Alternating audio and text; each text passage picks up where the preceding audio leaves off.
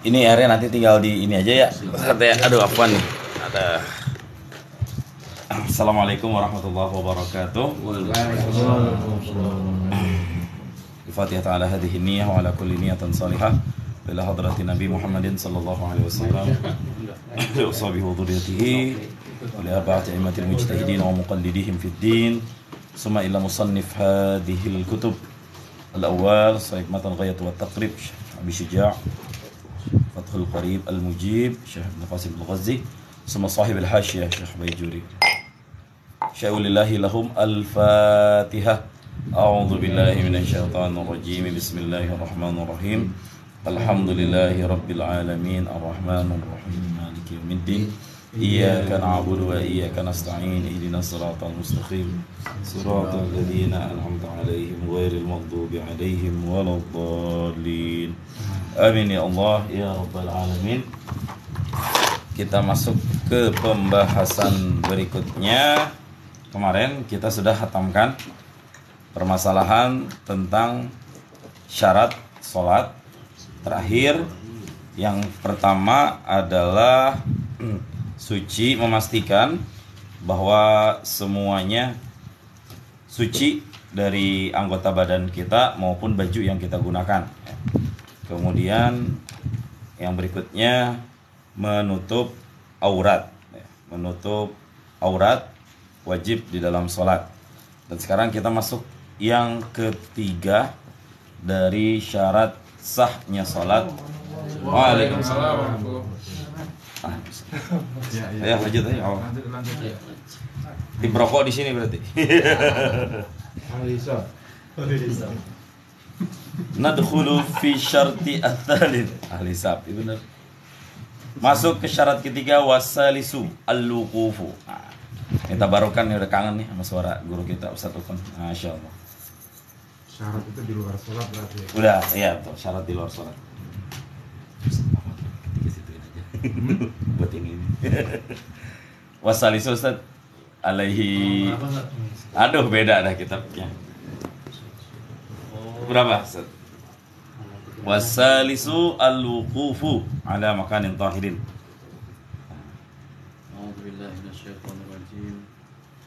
Ini sebetulnya nggak bisa ini, cuma karena disuruh sama guru. Walah. Kalau disuruh sama guru tuh jangan nolak. Nggak bisa, tapi kalau nggak terus. Bismillah. Bantu tep-tep layar. Wasalisu dan yang ketiga al-wuqufu, berhenti. Berdiri. Oh berdiri. Berdiri ala makani tohirin, di atas tempat yang suci. Fala tasihu, maka tidak sah sholatu syakhsin, sholat seseorang yulaki, nempel ya? Nah, terkena nempel. Terkena ba'du badanihi, sebagian badannya, au libasihi, atau pakaiannya, najasata, najis, fi qiyamin, di berdiri, dalam keadaan berdiri, au qu'udin, atau duduk, au ruku'in, atau ruku', au sujudin, atau sujud. Oke. Siap, Ustaz. Barakallahu fikum. Masya Allah. Bentar. Bismillahirrahmanirrahim.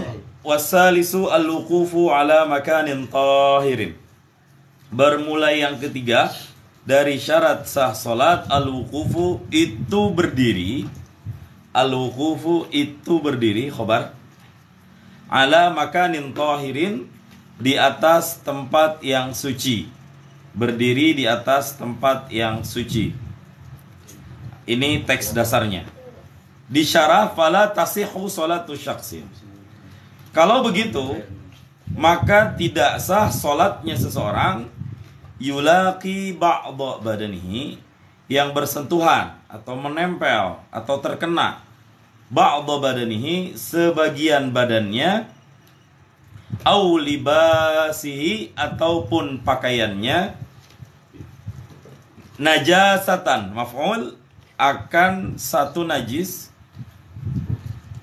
fi qiyamin, pada saat berdiri, au qu'udin, atau pada saat duduk, au ruku'in, atau pada saat ruku', au sujudin, atau pada saat sujud.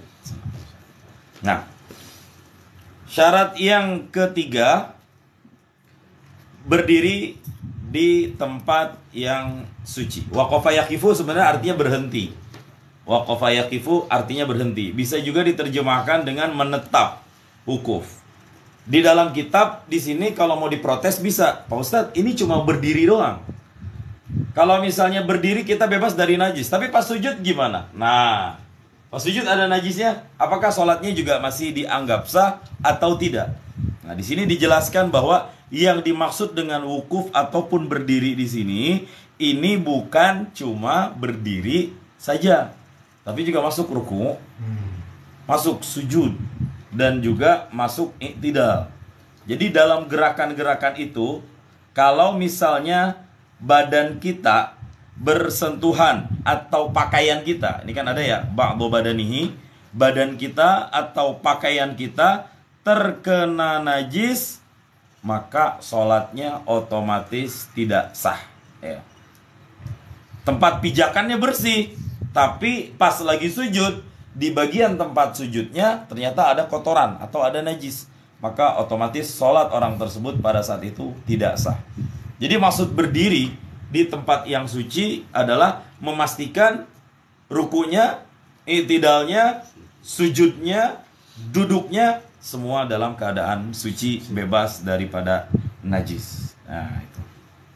Nah, itu syarat yang ketiga dari syarat sah sholat. Nah, di sini ada kata-kata yulaqi, artinya adalah nempel. Ya. Jangan sampai ada najis yang nempel di badan seseorang. Pertanyaannya, bagaimana kalau misalnya seseorang sholat dan dia mengetahui bahwa tempatnya ini ada najis, tapi kemudian diurug tempatnya? Urug. Apa urug? Ditutup. Tutup ya. Apa Ustaz Helmi? Urug. Atau najis terus kita pakai apa? Sajadah. Nah ya, atau ditutup pakai bisat, karpet atau sajadah, sah nggak sholatnya? Pertanyaannya itu. Sah tak? Jawabannya adalah digelar tetap gitu ya. ya digelar. Nah di sini dijelaskan, walau farasha nahwa bisatin tahirin ala makanin najisin wa shalla alaihi sahhat salatuhu. Walau farasha, jika menghamparkan seseorang nahwa bisatin, seumpama karpet atau hamparan, ala makanin najisin, di atas satu tempat yang sudah ada najisnya, wa shalla alaihi, terus orang itu sholat di atas tempat tersebut, sahhat sholatuhu, maka sah sholatnya. Tuh. Jadi yang penting, karena apa? Ketika sudah ditutup, otomatis najisnya sudah tidak dianggap ada lagi. Walaupun dicium. Nah, lain cerita. Yang dimaksud di sini terlihatnya. Karena untuk masalah najis 3 yang jadi patokan. Rasa, bau, warna. Rasanya udah nggak mungkin dicium. Nah, rasa nggak mungkin dijilat. Kemudian, nah ini warna udah hilang, baunya masih ada. Baunya yang harus dikondisikan. Itu. Jadi ini bicara tentang keabsahan sholat. Ya. Itu. Itu Pak Heru ya jawabannya jadi ya. Siap. Jadi seperti itu. Apakah sah seseorang kalau misalnya dia nggak punya tempat sholat lain, tempat sholatnya udah penuh dengan kotoran-kotoran. Nah, di sini ada pembahasan tersendiri nih, dan saya cek di beberapa matan-matan kitab ternyata masalahnya sama dibahas. Di sini dijelaskan wa yustasna ma law katura daraqut tayri fil makani fa innahu yu'fa anhu limasyaqqatil ihtirazi anhu. Saya tandain dulu nih. Nah, kalau misalkan di sini kan ada ini ya, di peternakan gitu kan, rumahnya panggung musolahnya. Nah, di atasnya itu kan kayak bilik bambu ya, tapi nggak nyentuh tanah. Di bawahnya itu kan nggak tahu kita ada kotoran anjing kah, atau kan ada suka ada anjing gitu. Itu di atasnya nggak apa-apa. Nggak apa-apa kalau itu. Karena kan tempat kita berdiri nggak kena bersentuhan itu secara langsung dengan najis itu. Tapi bau nggak?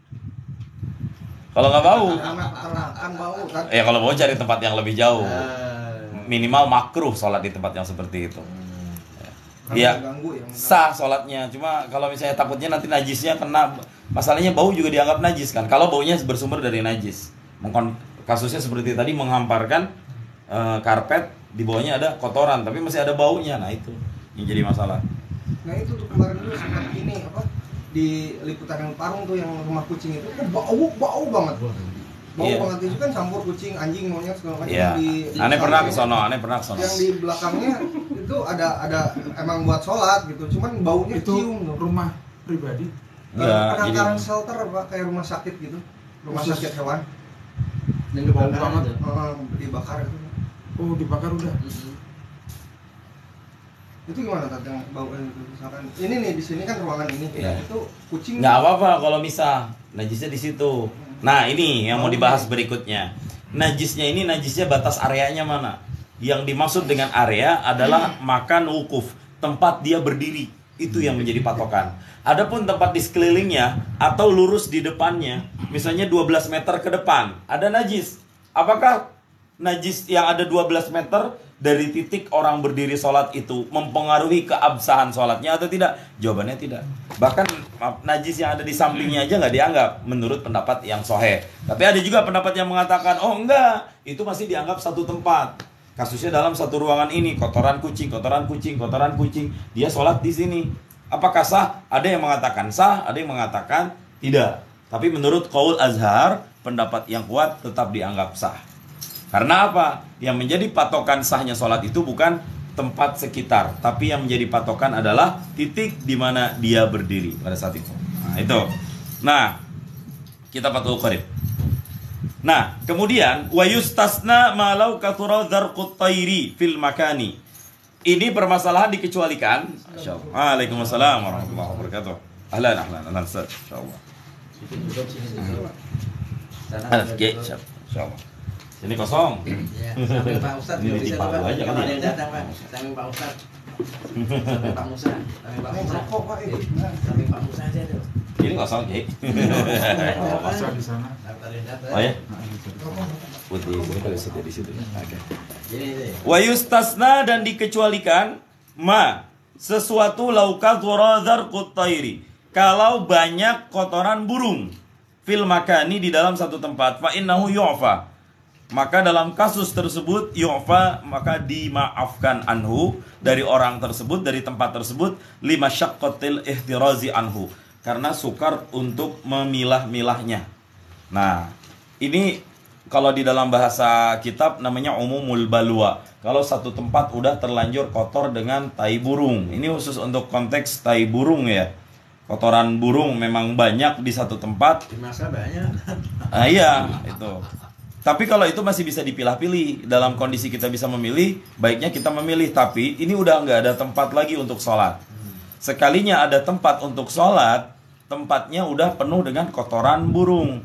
Dalam kondisi seperti itu kita masih diperbolehkan. Karena apa? Najis kotoran burung itu dimaafkan apabila sudah terlanjur banyak dan sulit untuk dipilah-pilah, apalagi waktu sholat sudah mepet, dengan 3 syarat. Biquyudi salasatin, dengan 3 syarat. Al-awwal, yang pertama, ayyashuqqal ihtirazu anhu bihaisu law kullifal udul anhu ila ghairihi la syaqqa alaihi dzalika. Yang pertama, sulit untuk mempisah-pisah atau memilah-milahnya. Ya. Yang pertama, kotoran burungnya memang udah terlanjur banyak dan sulit untuk dipisah-pisah. Waalaikumsalam warahmatullahi wabarakatuh. Ahlan wa sahlan. Masya Allah. Malah ayo.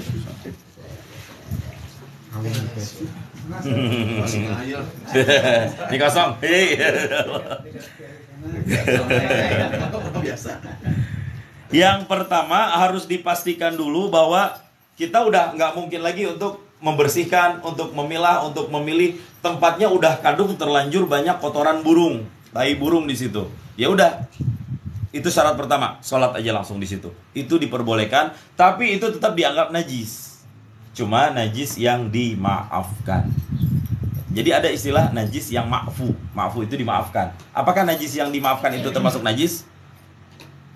Pertanyaannya, najis yang dimaafkan itu kan kotoran yang sedikit diantaranya. Terus yang kedua ini nih, tai burung yang udah terlanjur banyak di satu tempat. Apakah itu dianggap najis atau tidak? Najis. Tapi najisnya dimaafkan. Yang jangan bilang itu bukan najis. Nah itu maksudnya. Itu tetap harus dikategorikan dan dikatakan sebagai najis. Kemudian yang kedua, syarat berikutnya alla yata'ammad al-wuqufu alaihi wa qaulul masyi alla yata'ammad al-masyu alaihi fihi tasma'u li anna salata la masya fiha wal muradu bidzalika alla yaqsuda makanahu bil wuqufi fihi ma imkanihi fi makanin khalin anhu. Nah, ini syarat yang kedua, seseorang boleh sholat di atas kotoran burung yang sudah terlalu banyak adalah tidak bermaksud menyengaja untuk menentukan titik tempatnya di situ. Ya, artinya apa? Kalau ada tempat lain yang ini suci dari najis, yang ini bernajis, dia bisa memilih yang ini, tapi dia malah memilih yang ada najisnya, itu gak sah juga sholatnya. Ya, jadi emang udah terlanjur berdiri di sini lah, udah capeknya di tempat lagi, emang udah nggak ada, semua tempatnya udah terlanjur kotor, maka diperbolehkan sholat di situ. Dan yang ketiga, lam yadur as-salis ada murutubati minal janibaini bihaitsu la takuna rijlahu mubtallatan waladdarku rotoban. Tidak ada yang basah dari dua sisi, dari tempat dan dari orang yang sholat. Najisnya harus kering. Kalau najisnya basah, maka tidak sah sholatnya. Itu ya, dalam kondisi basah itu nggak boleh. Jadi kalau misalnya bekasnya kering tapi orangnya basah, nah itu nanti bisa bikin tempatnya juga ikut-ikutan basah, maka itu otomatis tidak sah. Jadi kakinya minimal orang itu harus sah. Tapi kalau bagian lain yang basah nggak masalah. Kayak misalnya kepalanya basah habis kena wudhu, air wudhu, itu nggak masalah. Rambutnya kalau yang lain udah kering tapi rambutnya masih basah, itu nggak masalah. Jadi kalau ketetesan batal. Nah itu dia, makanya keringin dulu. Ya, misalkan lagi sholat nih, burungnya di atas, terus dia cerot gitu. 5. Karena kita bisa dibersihin seketika nggak? Ada alat lain nggak? kan basah. Iya. Berarti kan otomatis syarat sah sholatnya hilang.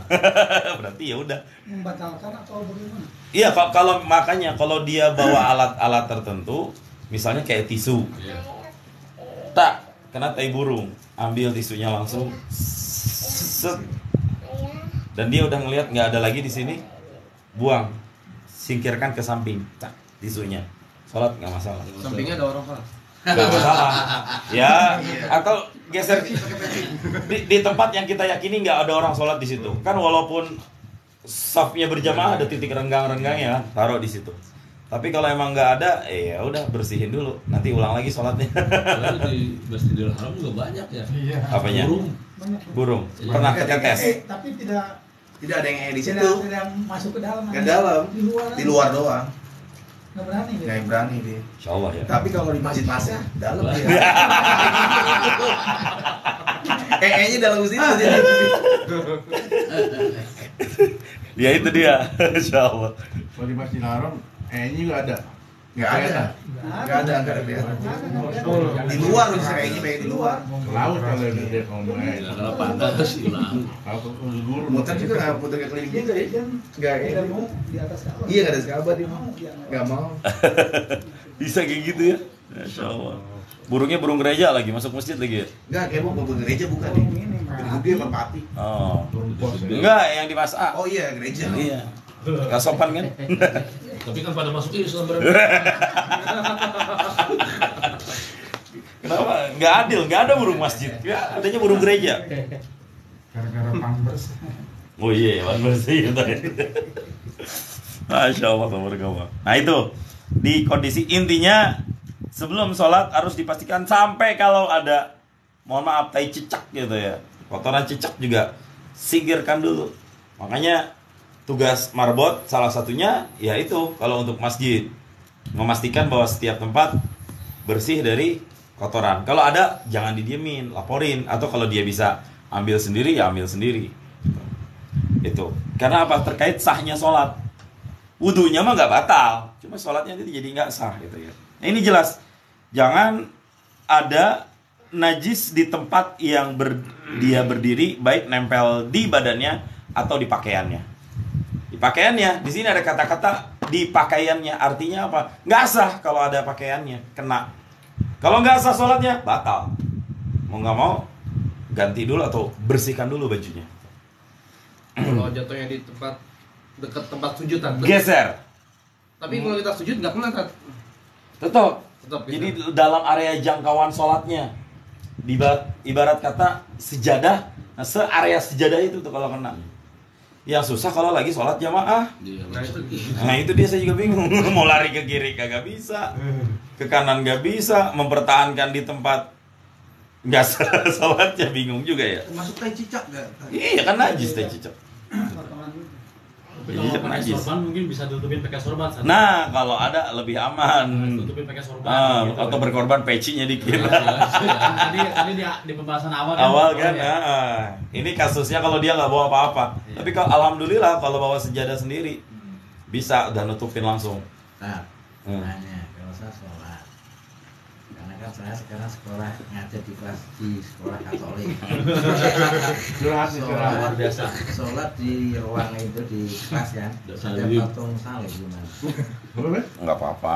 Alhamdulillah. Jangan disembah aja salibnya. Allahu Akbar. Haleluya. Itu nggak sah udah. Itu udah nggak sah. Kalau secara sholat sah. Insyaallah. Tapi kalau misalnya ada tempat lain yang nggak ada simbol-simbol agama lain, pilih yang itu. Atau sholatnya digeser sini ya pas keluar nanti dikembalikan lagi. Gitu. Apanya? Apanya? Salibnya. Emang salibnya bisa dipindah-pindah? Iya, nempel di dinding. Oh, iya nggak usah digeser, nyusahin kita. Itu udah biarin aja di situ. Maksud saya, kalau ada dua pilihan tempat, kalau nggak ada tempat, memang cuma satu-satunya di situ, ya sudah. Ada Darurat di kan? UKS, Keluar di dulu UKS. aja nyari. Di UKS ada salibnya, Nggak ada. nggak ada. Ya udah di UKS aman. Yesus kasih peci aja gitu. Nanti di sekolah Katolik beliau saya mau ceramah Maulid diundang. Kalau nggak ada orang mah tutup kain aja. Juga rumah sakit Karolus kayak Katolik itu nggak ada loh nyiapin musola. Sat. Biasanya dia cuma sholatnya di toilet, di apa tempat ruang kosong gitu. Iya. Biasanya tempat-tempat kayak Di rumah kelas sakit. kosong nggak ada di kelas kosong. Oh iya, kalau saya kemarin rumah sakit Karolus, rumah sakit Kristen tuh nggak ada tempat musola. Di mana itu? Di Karolus Jakarta itu ya dekat seberang SCM. Oh. Itu sholatnya sini samping kiri toilet, sampingnya ya bukan ruangan malah skat kayak gini. Makanya sebenarnya gitu. Beneran mereka nggak hargain bener. Kadang jangan sampai kita berobat di situ lah maksudnya. Ya, tapi kan dia bisa balas. Lu ngapain berobat di sini? Iya makanya. Kan ada rumah sakit Islam. Seharusnya di rumah sakit kalau Islam Karolus itu menyiapin lah minimal. Nah, ya, Seharusnya. kalau bicara toleransi, Toleransi, ya. dia Tapi nggak ada loh. tapi ya karena mayoritas. Mayoritas. Nah, alasan karena mayoritas. Mayoritas. Tapi kalau misalnya nanti di debat, lu di rumah sakit Islam kenapa nggak ada gereja? Gitu. Bingung juga kita kalau Iya, saya- ya, entahlah. Sama dulu juga di Pandai Indah Kapuk tuh nggak ada. Jadi kalau tapi dia ngadain Jumatan. Jumatan di akses keluar masuk ambulan tuh. Digelar Sejadah sejadah. ya. Ya masih mending ya Jumatan. Oh ini nggak ada sekali sama sekali. Kan itu juga apa swadaya dari karyawan ente itu sendiri. Yang rumah sakit itu ya. Iya, karyawan rumah sakit Pandai Indah Kapuk. Kan kalau Ya. tempatnya tuh pada kotor misalnya, kan, kayak burung apa, gitu. Terus kita pakai tutup aja pakai koran. Nggak apa-apa. Tadi udah dibahas. Sudah dibahas. Terusan. Jadi udah di Sejarah sekitar sholat termasuk. tapi nanti sejadahnya itu hati-hati ketika digunakan di tempat yang lainnya lagi. Bisa Jadi- ngejejakin najis ke tempat yang lain nantinya kan. Berlaku sekali itu aja mungkin. Sebenarnya enggak juga. Masya Allah. Pajak, sampai Ustaz. Biar ketularan imam apa? Ilmunya. Nanti kalau ada yang datang lagi, bro. Geser ke sini dikit juga apa-apa. Kalau Bang Jenal. jadi suara gini. Oh, Pak Jenderal, tenang. Geser, Pak Ustaz. Maaf ya. Kita kalau enggak ya. Alhamdulillah, Masya Allah. Maaf ya. Geser. Tiduran. Tidur, wah. Jadi ini 3 kondisi di mana seseorang diperbolehkan untuk sholat di tempat yang ada najisnya. Selebihnya nggak boleh. Dan pada umumnya ini jarang terjadi. Saya seumur-umur dapat tempat yang seperti dijelaskan ini pernah sekali.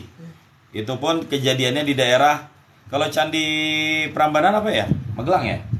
Magelang. Nah itu perjalanan itu sholat di masjid, ternyata masjidnya nggak aktif.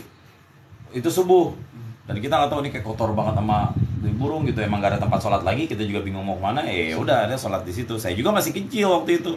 Cuma orang tua saya sholat juga di situ. Ya udah kita ikut-ikutan semuanya. Nah di situ jarang selebihnya insya Allah. Sholat di candi. Nah, Iya ya, pertanyaan lagi ya, bagaimana hukumnya sholat di candi ya? Candi kan bahasa Arabnya candi ma'bad ya. Ma'bad, tempat ibadah. Boleh nggak tuh? Sah nggak tuh? Kalau secara syarat sah ya, selagi tempat itu suci. Apalagi sekarang naik ke candi harus pakai sendal. Nggak tahu udah diberlakukan belum tuh aturannya? Sudah, ya itu. Mahal lagi sekarang ya masuknya. Masuknya berapa? Masih tetap. Masih tetap. Itu kemarin wacana doang. Mahal itu ya hampir 200 ribu. Sana Aku ini ada mau naik. Jadi mau ke sono. Oh iya, gitu. Kalau kosnya mahal, masuknya mahal. Jangan berbahaya. Mahal. Nah, ai walau zonnan, artinya sekalipun hanya dengan praduga saja. Ada yang yakin memang kayak saya nih, ini rumah saya. Misalnya, rumah kita. Namanya rumah sendiri, kita bisa menjamin 100% bahwa tempat tersebut suci. Karena kita yang bersihkan, kita yang ngepel, kita yang nyapu, kalau ada najis kita yang bersihkan. Di satu tempat, kasusnya, kita pergi dan kita tidak mengetahui bahwa di situ ada najis. Tapi menurut praduga kita, namanya istilahnya zon dalam bahasa Arab. Praduga itu zon. Dalam zon kita, tempat ini suci, sah sholatnya. Tapi kalau misalnya kita ragu bagaimana? Lihat asal tempatnya, biasanya untuk suci atau biasanya tempat ini dipakai untuk yang najis. Kalau biasanya tempat ini dipakai untuk yang najis, misalnya RPH. Tahu RPH, Ustaz? Pemotongan hewan. Misalnya RPH. Tempat di mana pada umumnya kotoran-kotoran binatang itu ada di situ. Maka dasarnya tempat itu memang tidak suci. Terus lagi bersih dan kita nggak yakin pernah ada orang yang membersihkan tempat itu, maka itu dihukumkan najis. Kembali ke awal ya. Tapi kalau di satu tempat yang itu bukan biasanya tempat najis, maka kembali ke asalnya suci. Dan pada dasarnya sesuai dengan hadis Nabi, salah satu keistimewaan umat Nabi Muhammad, seluruh lapisan muka bumi ini adalah tempat untuk sujud. Ya. Jadi tanah kayak gini nih, selagi kita tidak meyakini ada kotoran najis, sah untuk sholat di situ walaupun tanpa sajadah. Walaupun tanpa sajadah. Kotor bukan najis. Najis juga belum tentu kotor. Itu dua hal yang berbeda pandangan. Semua yang najis belum tentu kotor, semua yang kotor juga belum tentu najis. Itu. Nah, ini syarat. Pastikan tempat berdirinya harus bersih daripada najis. Nah, itu. Ada pertanyaan lagi sampai sini sebelum kita masuk yang berikutnya? Ya. Tapi pertanyaannya bukan tentang ini, Tadi kan Kang Doni nanya tentang di tempat itu ya hewan. Kan ada juga hewan yang diternak itu hewan itu makan najis. Misalnya lele makan najis lah, Iya. Kita makan lele itu gitu. Boleh. Karena itu mohon maaf ya. Mau makanan ya. Mohon maaf. Itu tai apa lele? Bahasanya. Fikih itu menilai dari namanya. Lele kan? Kecuali luwak, kopi luwak tuh. Kopi luwak juga lihat-lihat juga kan udah kita bahas kalau masalah kopi luwak. Kalau kopinya. Kalau biji kopinya hancur, maka itu udah dihukumkan kotoran. Tapi kalau biji kopinya masih persis seperti sebelumnya, maka itu baru kopi. Saya nggak tahu dah tuh yang ahli perluakan gimana. Iya, harus dilihat lagi. Orang nyebut kopi luwak, itu bagaimana tuh standarnya? Waalaikumsalam. Lalu hadis Rasulullah maksudnya gimana, Ustaz? Yang tentang sesungguhnya Rasulullah SAW melarang memakan daging binatang yang memakan kotoran dan melarang meminum susunya sampai hewan itu diberi makan dengan yang tidak najis selama 40 malam 40 hari. Hadis riwayat At-Tirmidzi. Saya belum baca syarahnya hadis itu gimana. Takut salah. Saya kalau baca hadis pakai syarahnya dulu, Ustaz. Lihat, yang pasti saya berpegangnya di kaidah fikih ya. Janganlah memakan hewan yang makan kotorannya. Secara dasar intinya itu sah. Itu boleh secara dasar fikihnya. Cuma nanti bagaimana memahami hadis itu harus dilihat syarahnya, Ustaz. Nggak berani. Ada sih kitabnya. Nanti kita lihat hadisnya. Di situ nggak ada penjelasannya seperti apa. Nanti dicek di Google lagi aja penjelasannya seperti apa. Yang pasti, kasusnya begini. Ya ada kasusnya. Pas lagi makan lele, itunya masih ada. Nah itu bagaimana? Nah itu makanya kan dianjurkan ini di awal udah kita bahas. Dianjurkan semua binatang-binatang yang akan dimakan itu disamak terlebih dahulu atau dibersihkan terlebih dahulu. Nah, itulah fungsi menghilangkan darah, fungsi menghilangkan najis. Kalau itu udah steril, makan bismillah. Sekalipun kita di tempat orang kafir. Makanan najis misalnya di daerah Kolombo, babi ya. Itu si tai babi itu ada ke kolamnya kolam ikan. Najis ya. Najis bisa jadi itu nanti ya. Terus status ininya ikannya bagaimana tuh? Nah, itu sama dengan babi enggak? Lihat dulu apakah kolamnya itu sampai 2 kulah atau tidak. Kalau misalnya kolamnya tidak sampai 2 kulah, bicara airnya dulu, itu mutan najis. Bicara airnya dulu. Tapi kalau airnya 2 kulah, lihat berubah nggak warnanya, rasanya, baunya itu. Dan ikannya tetap dianggap suci. Ikannya tetap dianggap suci. Jadi nggak ngaruh ikannya. Kan pernah ada cerita Imam Malik ditanya, apa hukum memakan ikan berbentuk babi? Ikan tapi bentuknya babi. Iya. Apa hukumnya? No. Lah ini Vicky. Boleh nggak? Oke, boleh kata Ustadz Helmi. Sekarang dibalik. Apa hukum makan babi berbentuk ikan? Boleh. Tergantung judul depan. Nah, menjawab pertanyaan Ustadz Helmi juga seperti itu, Ustadz. Tai apa lele? Kalau Ustadz yakin itu tai, jangan. Berbentuk lele. Oh, nggak makan lele. Cara yang mandi lah. Ya Allah ya Rabbi. Ya Allah. Oke, baik. Udah masalah wasalisu, syarat ketiga udah selesai. Masuk warrabi'u, syarat yang keempat. Ustaz, barangkali natafaddal bil qiraah tabarrukan Ustaz. Warrabi'u. Ini agak panjang ini. Warrabi'u al-ilmu bidukhulil waqti au dhanni dukhulihi bil ijtihadi falau soliya bi ghairi dhalika lam tasihhu salatuhu wa in sodiful waqti. Oke. Barakallahu fik, masyaallah. Sodikul apa sodif? Sodafah. Sodaf. Wa in sodafah. Warrabi'u, dan bermula yang keempat syarat sah salat. Masuk yang keempat. Warrabi'u, syarat sah salat yang keempat, al-ilmu bidukhulil waqti, mengetahui dengan masuknya waktu salat. Redaksionalnya nih ya. Ini karena satu kata dalam bahasa Arab itu menjadi pertimbangan hukum. Al-ilmu, mengetahui dengan masuknya waktu salat. Di awal mengetahui, tapi di au di sini, di luarnya ya Ustaz ya. Au zonna dukhulahu bil ijtihadi. Atau kalau nggak ilmu mengetahui, zonna, menduga. Menzon, tadi ada saya sebut zon di awal, mendugaan. Atau menduga dukhulahu, menduga ia akan masuknya waktu salat. Zonna dukhulahu, menduga ia akan masuknya waktu. Dengan cara apa menduga? Bil ijtihadi, dengan cara ijtihad.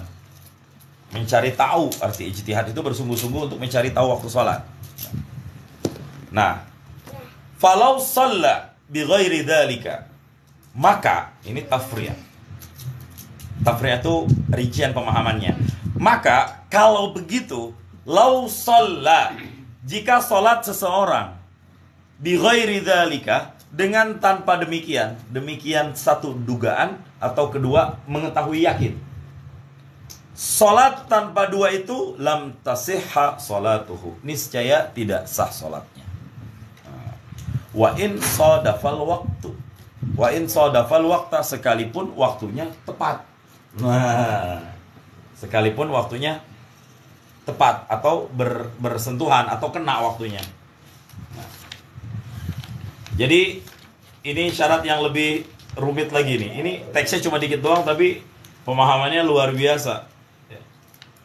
Kalau seseorang sholat tanpa ada upaya untuk meyakini apakah sholat itu sudah masuk atau tidak, maka dia tidak sah sholatnya, sekalipun pas waktunya. Bangun tidur, dia nggak melihat jam, nggak melihat apa, nggak nanya ke siapapun, langsung sholat maghrib.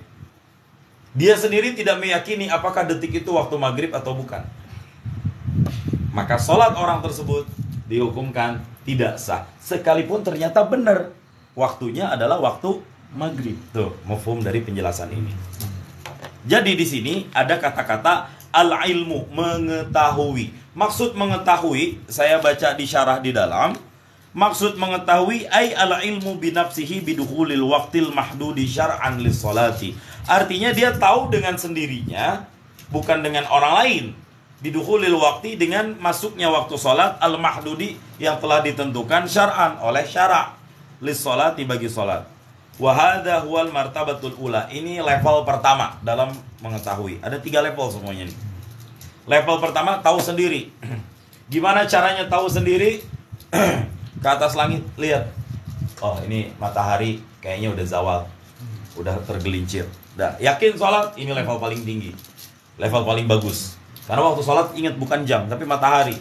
Jam bisa diotak-atik. Jam 5 bisa kita cepetin jam 6 biar buka lebih awal. Tapi yang namanya matahari nggak akan bisa diotak-atik waktunya. Dia lagi ada di laut, pas di ufuk, dia ngelihat sendiri, itu lebih afdol. Pernah kan ngelihat di YouTube atau di TikTok, ya, ada orang nelayan, ayo, makan semuanya, itu buka puasa ada tuh. Boleh, itu waktu yang paling tinggi, level utama tuh kayak gitu. Sunset. Ya, sunset atau sunrise-nya juga. Sunset di Kuter begitu. Langsung hilang. Dan itu cepat. Kalau kita ngelihat, karena itu di zoomnya tinggi banget, di laut, dia emang benar-benar di laut, di perahu. Ini langsung azan, Pak. Hah? Hebatnya tuh langsung azan. Di mana? Di Kuter itu. Di Kuter. Langsung. Ini langsung azan. Pas. Ininya jadi hebat ini. Nah itu, al-ilmu bidukhulil waqti. Kalau nanti masalah megang ini ada konsekuensi, itu bukan level pertama. Nah, itu saya bilang matahari itu level pertama karena itu yang paling tinggi. Karena apa? Itu yakin. Total yakin. Ngelihat matahari, oh ini udah setinggi bayangan manusia. Pas bayangannya. Udah masuk waktu asar. Oh udah terbit habis waktu zuhur. Oh kita ngelihat di udara, di langit sepertinya udah agak terang sedikit nih. Oh ini udah masuk waktu subuh. Itu cara yang paling utama untuk mengetahui waktu sholat. Yang kedua, cara untuk mengetahui waktu sholat di sini adalah di sini dijelaskan. Waalaikumsalam warahmatullahi wabarakatuh. Masya Allah Pak RT. Alan.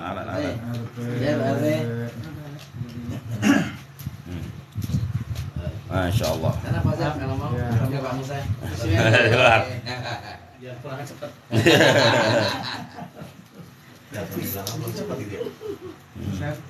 Dari sekolah berarti Pak ini. Dari sekolah maksudnya duduknya paling depan. Wa misluhu, dan sama dianggap sebentar. Wa hadha huwal martabatul ula allati hiya ilmu bin nafsi. Wa misluhu, ya. Dan seperti di level pertama juga, masih dalam tataran level pertama, ikhbarus siqah an ilmin wa fi ma'nahu adhanul muadzzinil arifi bis sahwi fayyamtani'u alaihi al-ijtihadu ma'ahu wa yajuzu lahu taqliduhu fil ghaimi li'annahu la yu'adzinu illa fil waqti ghaliban. Naam. Nah, sampai sini dulu. Ini dengan apa yang disampaikan Pak Musa tadi. Dan sama dianggap level pertama tadi, di kelas yang paling tinggi dalam mengetahui masuk waktu sholat, itu ikhbarus siqah, informasi dari orang yang terpercaya. Tapi orang yang terpercaya ini an ilmin wa fi ma'nahu adhanul muadzini al-arifi fi sahwi, atau azannya orang yang azannya si muazzin. Tapi si muazzin ini punya ketentuan, dia tidak menjadikan standar jam sebagai masuk waktu, tapi melalui matahari langsung.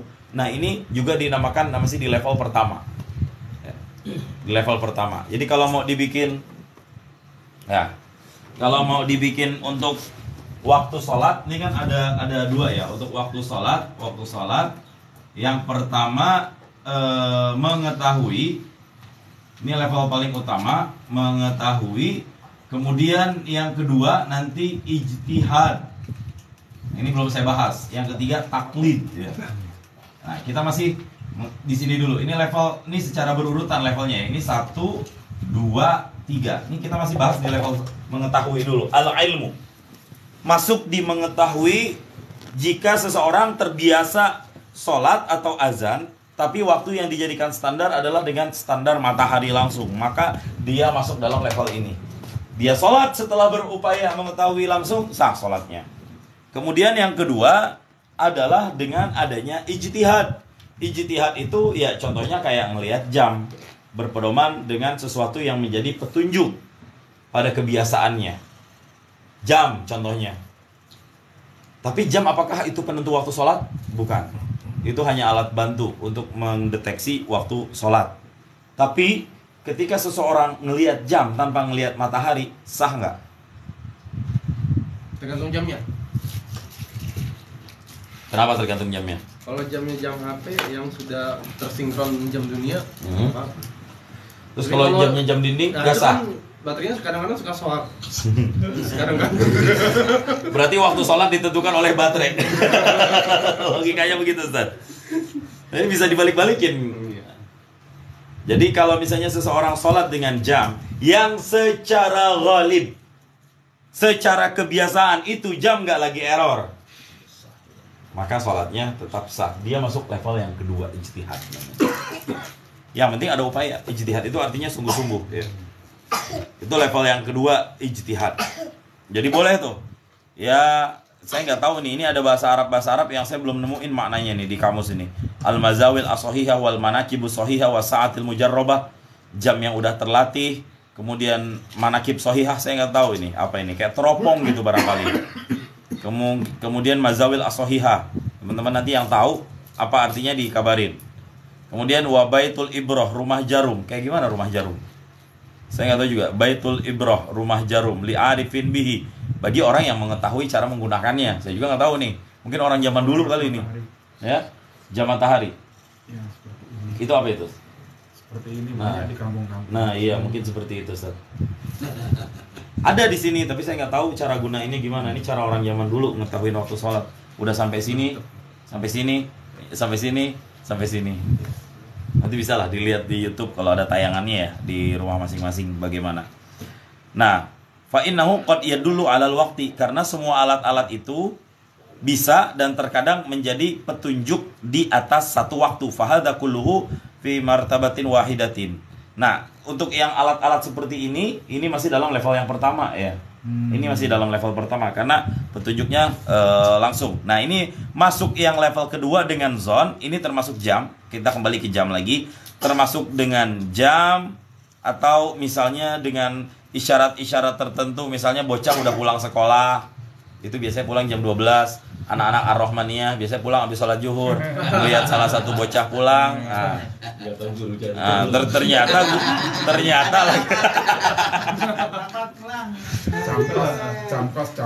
Ternyata lagi jam kosong, kita udah sholat, tapi masih jam 11. Nggak sah sholatnya kalau udah kayak gitu ya. Itu, ataupun dengan mengandalkan suara dik, saut dik, suara ayam jantan di pagi hari. Karena ayam jantan itu satu-satunya binatang yang nggak pernah bohong soal waktu, tapi tetap dianggap seperti jam. Pernah kan ada jam 3 tuh ayam kongkong. Itu bisa waktu turun-turun malaikat tuh. Di sini dijelaskan wa yaqulu fi siyahihi ya ghafilun udzukurullah. Sebenarnya dia tuh ketika berkokok waktu pagi itu dia tuh ngomongnya gini.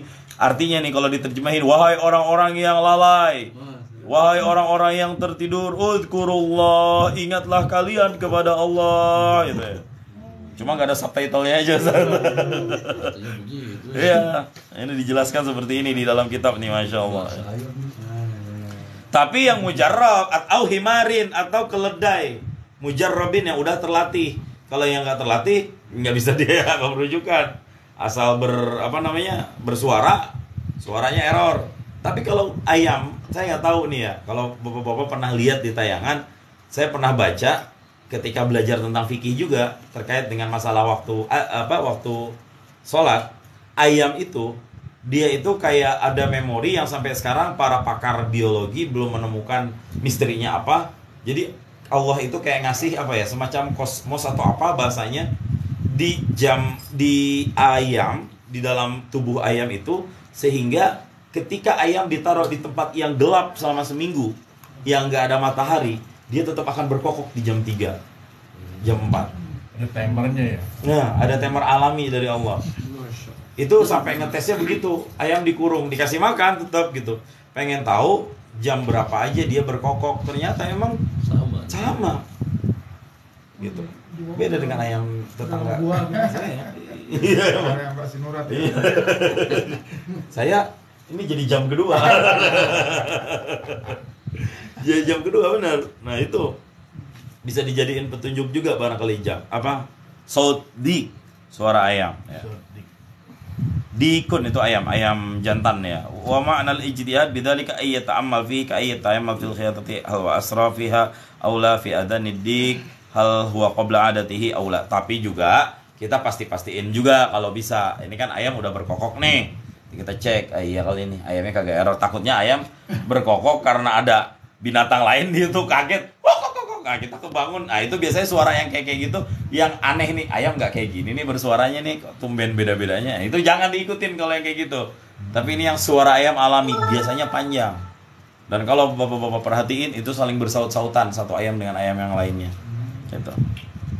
Ya ghafilun, wahai orang-orang yang tertidur, orang-orang yang lalai, sebut ingatlah Allah, ingatlah Allah. Gitu. Nah, itu artinya. Ayo satu jawabin, mampus aja lu. Ayo wis wala yajuzu ay yusalliya mustandian lidzalika min ghairi ijtihadin fi. Dan seseorang tidak boleh sholat tanpa ada upaya untuk mengetahui apakah benar atau enggak. Ayam juga cek-cek dulu.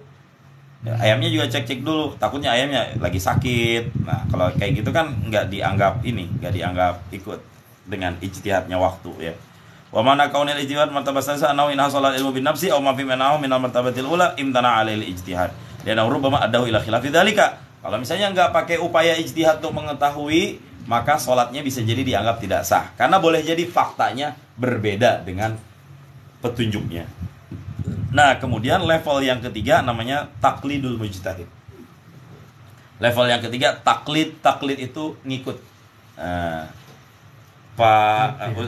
Ustadz Ukon tahu dengan ilmu falak, udah pergerakan matahari ya.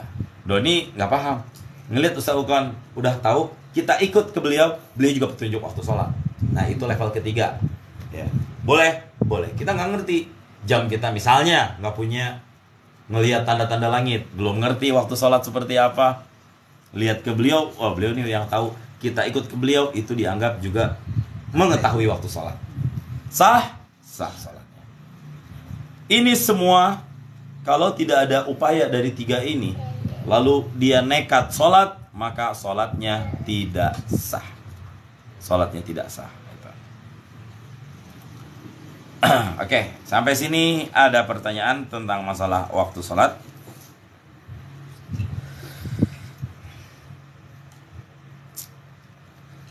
Ayat ilmu az-zon wa ijtihad. Al-mafhum qauluhu la tasihhu salatuhu ay li adami syarti. Kenapa enggak sah? Karena tidak ada syaratnya.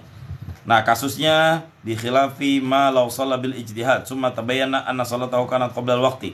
Kalau misalnya kita ikut Ustadz Ukon misalnya, atau ngikut ke jam, tapi ternyata kayak kasus tadi tuh jamnya error, jamnya enggak sesuai.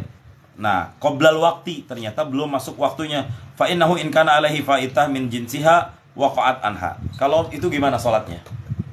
Orang sholat zuhur, tapi ternyata dia belum masuk waktu sholat zuhur. Silakan naik di request. Masuk sholat zuhur, dia ngiranya jam, ini udah jam 12 lewat 15, pasti udah masuk waktu. Tapi ternyata jamnya error. Itu jam 12 kemarin malam. Di situ baterai habis. Dia ngelongoknya jam 9.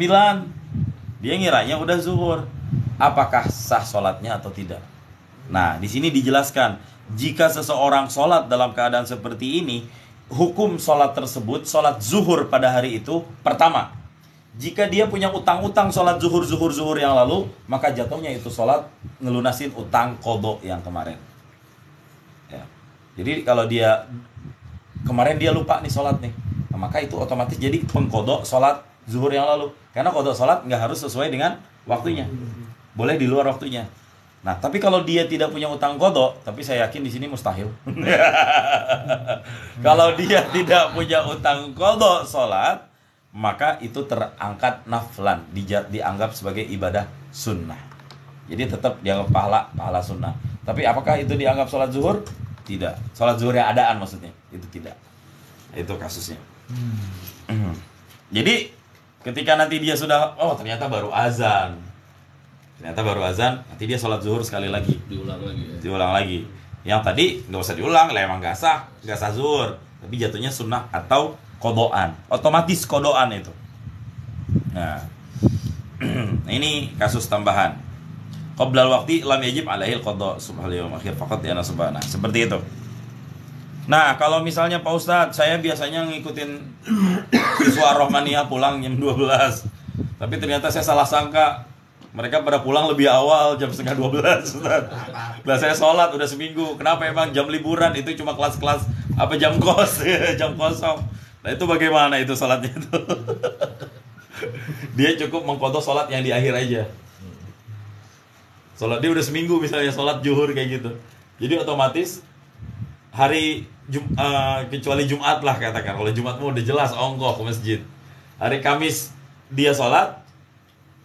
Hari Rabu lah contohnya. Ambil hari Rabu dia sholat, maka dia sholat hari Kamis itu jatuhnya otomatis mengkodok Rabunya. Seterusnya Sabtunya mengkodok Minggunya, Seninnya mengkodok Minggunya, Selasanya mengkodok Seninnya, gitu aja udah terus.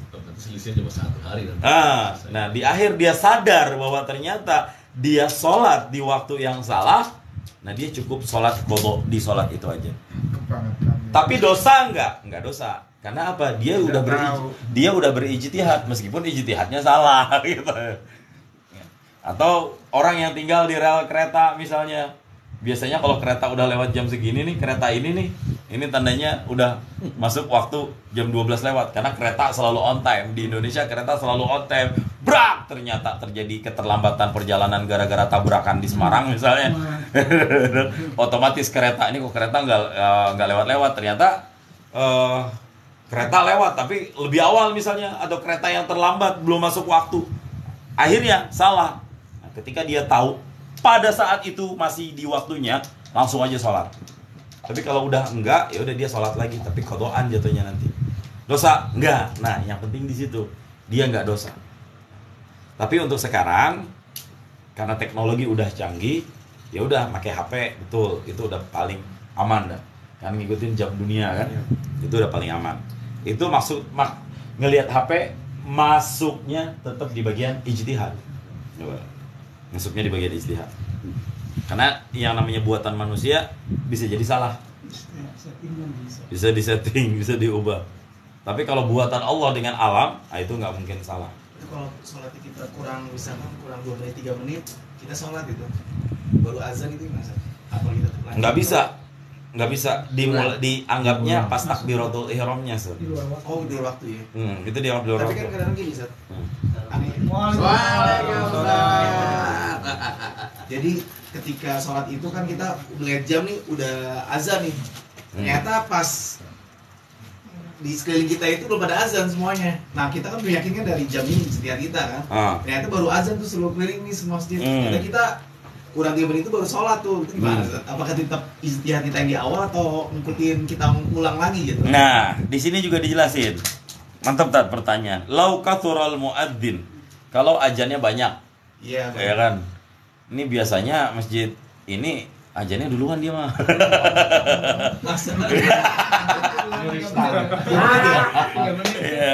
Biasanya masjid ini beda sendiri dia. Kalau masjid lain belum pada ajan, ini masih mau ajannya udah ajan duluan. Selisihnya 2-3 menit dari masjid yang lain misalnya. Nah kalau zone kita nggak yakin dengan masjid itu dan kita yakin di masjid ini, saya nggak sebut merek ya, maka ijtihad kita ke masjid itu. Kalau kita nggak yakin dengan masjid yang ajan ini dan kita berasumsi bahwa waktunya kecepatan dan kita memaksa untuk ikut masjid yang kecepatan ini, sholatnya bisa jadi nggak sah. Tapi kalau azannya semuanya berbarengan, itu dianggap satu. Nah, kalau azannya semuanya berbarengan, misalnya ini masih azan, pas as-salatu khairum minan naum. Yang ini Allahu Akbar, yakin salat udah sah. Ini kasusnya kalau banyak muazin, kalau banyak azan di satu tempat. Yang pasti tugas kita adalah memilih salah satu yang menurut kita yakin. Dalam kasus berbeda, Ustaz ya. Iya. Kalau kita milih mana? Jam atau milih yang muazin semua ya? ijtihad Kita jam misalnya udah azan nih. Kita sholat kan. Intip azan semua intip cocokin. Saya juga kadang-kadang sama Mas sering saya cocokin sama di aplikasi. Lihat. Oh, jam segini. Oh, segini. Tapi sekarang jam udah digital semuanya. Udah waktu 1 tahun penuh kan. Berpedoman. Tapi kalau di kampung-kampung yang belum pada beli jam digital, yang jam setahun penuh, bagaimana? Bahkan ada masjid yang taklid. Masjid lain belum azan, dia belum mulai azan. Jadi marbotnya males nyari waktu gitu. Aplikasi HP dia nggak punya. Iya benar juga. Jadi si marbot itu hanya akan azan kalau masjid lain udah azan. Itu. Cari aman ya? Nyari aman. Itu taklid secara dia. Tapi orang yang ngedengar udah nggak taklid lagi. Ya. Dia udah dianggap ya udah masuk waktu, udah yakin. Tapi kalau kita kurang 3 menit ke sholat tuh kita nggak bisa. Nggak bisa. Ulangi lagi ya. Harus ulang lagi. Ulang kita batalkan sholat kita baru takbiratul awal. Kalau kita ingat di tengah-tengah sholat, apa setelah sholat? Enggak, maksudnya kita pas itu azan langsung kan baru 3 menit tuh terlambat. Nah kita membatalkan sholat kita ulang lagi atau gimana Sa? Kalau baru berarti enggak kita baru doa. Oh, berarti belum selesai sholatnya. Belum selesai. Batalin berarti. Ya, emang nggak dianggap sholat karena udah tahu. Yang jadi masalah ketahuannya jam 1. Ini kasus zuhur. Tadi sholat kita jam 11, baru tahu jam 1. Gimana tuh sholat yang tadi? Ya udah, itu dianggap mengkodok sholat yang kemarin. Kalau kita ada utang-utang sholat zuhur, tapi sholat adaannya dianggap belum, berarti kita nanti sholat zuhur sekali lagi. Gitu. Walaupun HP itu jam dunia sudah sinkron, tapi beberapa aplikasi termasuk Google pun beda-beda. Ya, betul. Ya udah, sama seperti azan tadi. Mana aplikasi yang paling kita yakini akurasinya? Dari mana cara mengetahuinya? Rating, lihat. Ratingnya lihat. Nah, ini bintang 2 nih. Yang bikin ini orientalis nih, pengen ngerusak Islam misalnya. Ya Allah. Bisa aja. Makanya di sana tuh bisa aja. Kalau di pesantren Sulaimaniyah, saya kan di mana itunya? Di mana? Yang di BNR tuh banyak kan di mana-mana. Saya punya faziletnya tuh. Nah, saya lihat kenapa jadwal ajarnya berbeda kan gitu.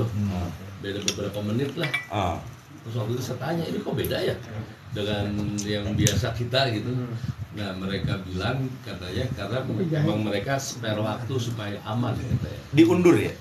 Iya, diundur dari waktu realnya. Jadi misalkan kita jual jam 12, dia jam 12:03. Hati-hatian. Hati-hatian mereka bilang seperti itu kan. Bahasanya ihtiyat. Bahasa Arabnya kehati-hatian, ihtiyat. Kan mundurnya tapi 3 menit ke atas. Iya, 3 menit. Jangan mundur sejam aja. Kalau sholat maghrib mundur sejam mah habis. Asal jangan maghrib. Isya. Mungkin mundur sejam ke Isya. Pak Ustaz, apa? Datang langsung aja. Ini nggak apa-apa. Tapi barangkali udah pernah ditanyain, mohon maaf. Ada case gini, apa tuh namanya? Kan ingat pesan Prophetnya kalau kita berimam dengan apa namanya, imam yang kelihatan belakangnya atau ini aurat belakangnya, kita langsung dalamnya kelihatan itu ya.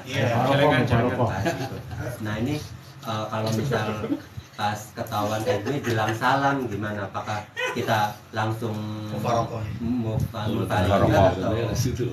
karena udah terlanjur berarti bilang salam baru kelihatan gitu. Udah pas salam, udah selesai, baru mau salam, jadi baru assalamualaikum, mungkin dianya kepelinsut terus kayaknya ketarikan ininya kaosnya, jadi baru kayak kelihatan gitu. Itu kita termasuk langsung munfaat apa ya udah karena udah tanggung gitu. Kalau udah salam pertama udah keluar dari sholat udah sah. selesai gitu. Selesai. Kalau belum menjelang sih kalau misalnya masih tahiyat, masih 2 rakaat gitu. Di rakaat yang keempat terakhir pas lagi sujud kelihatan punggungnya. Jadi misalnya baru ngomong assalamualaikum baru kelihatan. Kalau misalnya bisa apa langsung munfarid juga atau? Ya kalau emang kita tahu langsung detik itu ya udah potong sholatnya. Karena berimam dengan imam yang tidak sah nggak bisa. Cuma iya udah. Ya kan maksudnya kena ini nih, kalau kita lagi misalnya lagi gini ya. Tiba-tiba kan si kaos keangkat itu kita nggak tahu ya, nah pas keangkatnya pas mau menjelang menengok assalamualaikum gitu, nah baru ini. Iya udah langsung dengan kasus yang seperti itu kotor, putuskan jamaahnya langsung niat munfarid, walaupun langsung keluar dari sholat ya. Jamaahnya tetap dapat. Kan kita juga mungkin pernah pakai baju yang kadang-kadang suka atau nggak celana kedodoran deh. Pas kita mau sujud kita sibuk ngangkat celana kita angkat. Nah itu gimana? Setiap sholat, setiap gerakan tuh kita selalu cek terus cek lagi dan nggak apa-apa. Makanya jangan dipakai yang gitu. Bukan angkat, nurunin. Angkat bener biar gak Kalau kelihatan. lebih dari 3 gerakan kan itu batal. Gimana tuh Ustaz? Nggak apa-apa kalau Lebih itu. daripada 3 gerakan. Gerakan yang sekalian kan? Itu dianggap salah satu upaya namanya upaya untuk menjaga mempertahankan sahnya sholat. Kasusnya sama seperti orang yang lagi sholat ada kotoran cicak, dia bisa berpindah ke tempat lain, kan gerak juga, dikiaskan ke situ juga. Yang penting gerakannya jangan over, itu aja. Kan nggak mesti 3 kali berturut-turut, 1 kali gerakan tapi over, batal juga kan. Pengen ngisi sub yang berikutnya, tapi caranya loncat, gubrak gitu langsung. Pak Ustadz kan cuma 1 kali itu. Tapi 1 kali gerakan yang berlebihan, ya, harokah muta'addiyah itu membatalkan sholat. Mendadak pocong. Ini kasus. Lebih lengkap masalah itu kita bahas insya Allah minggu depan kalau ketemu.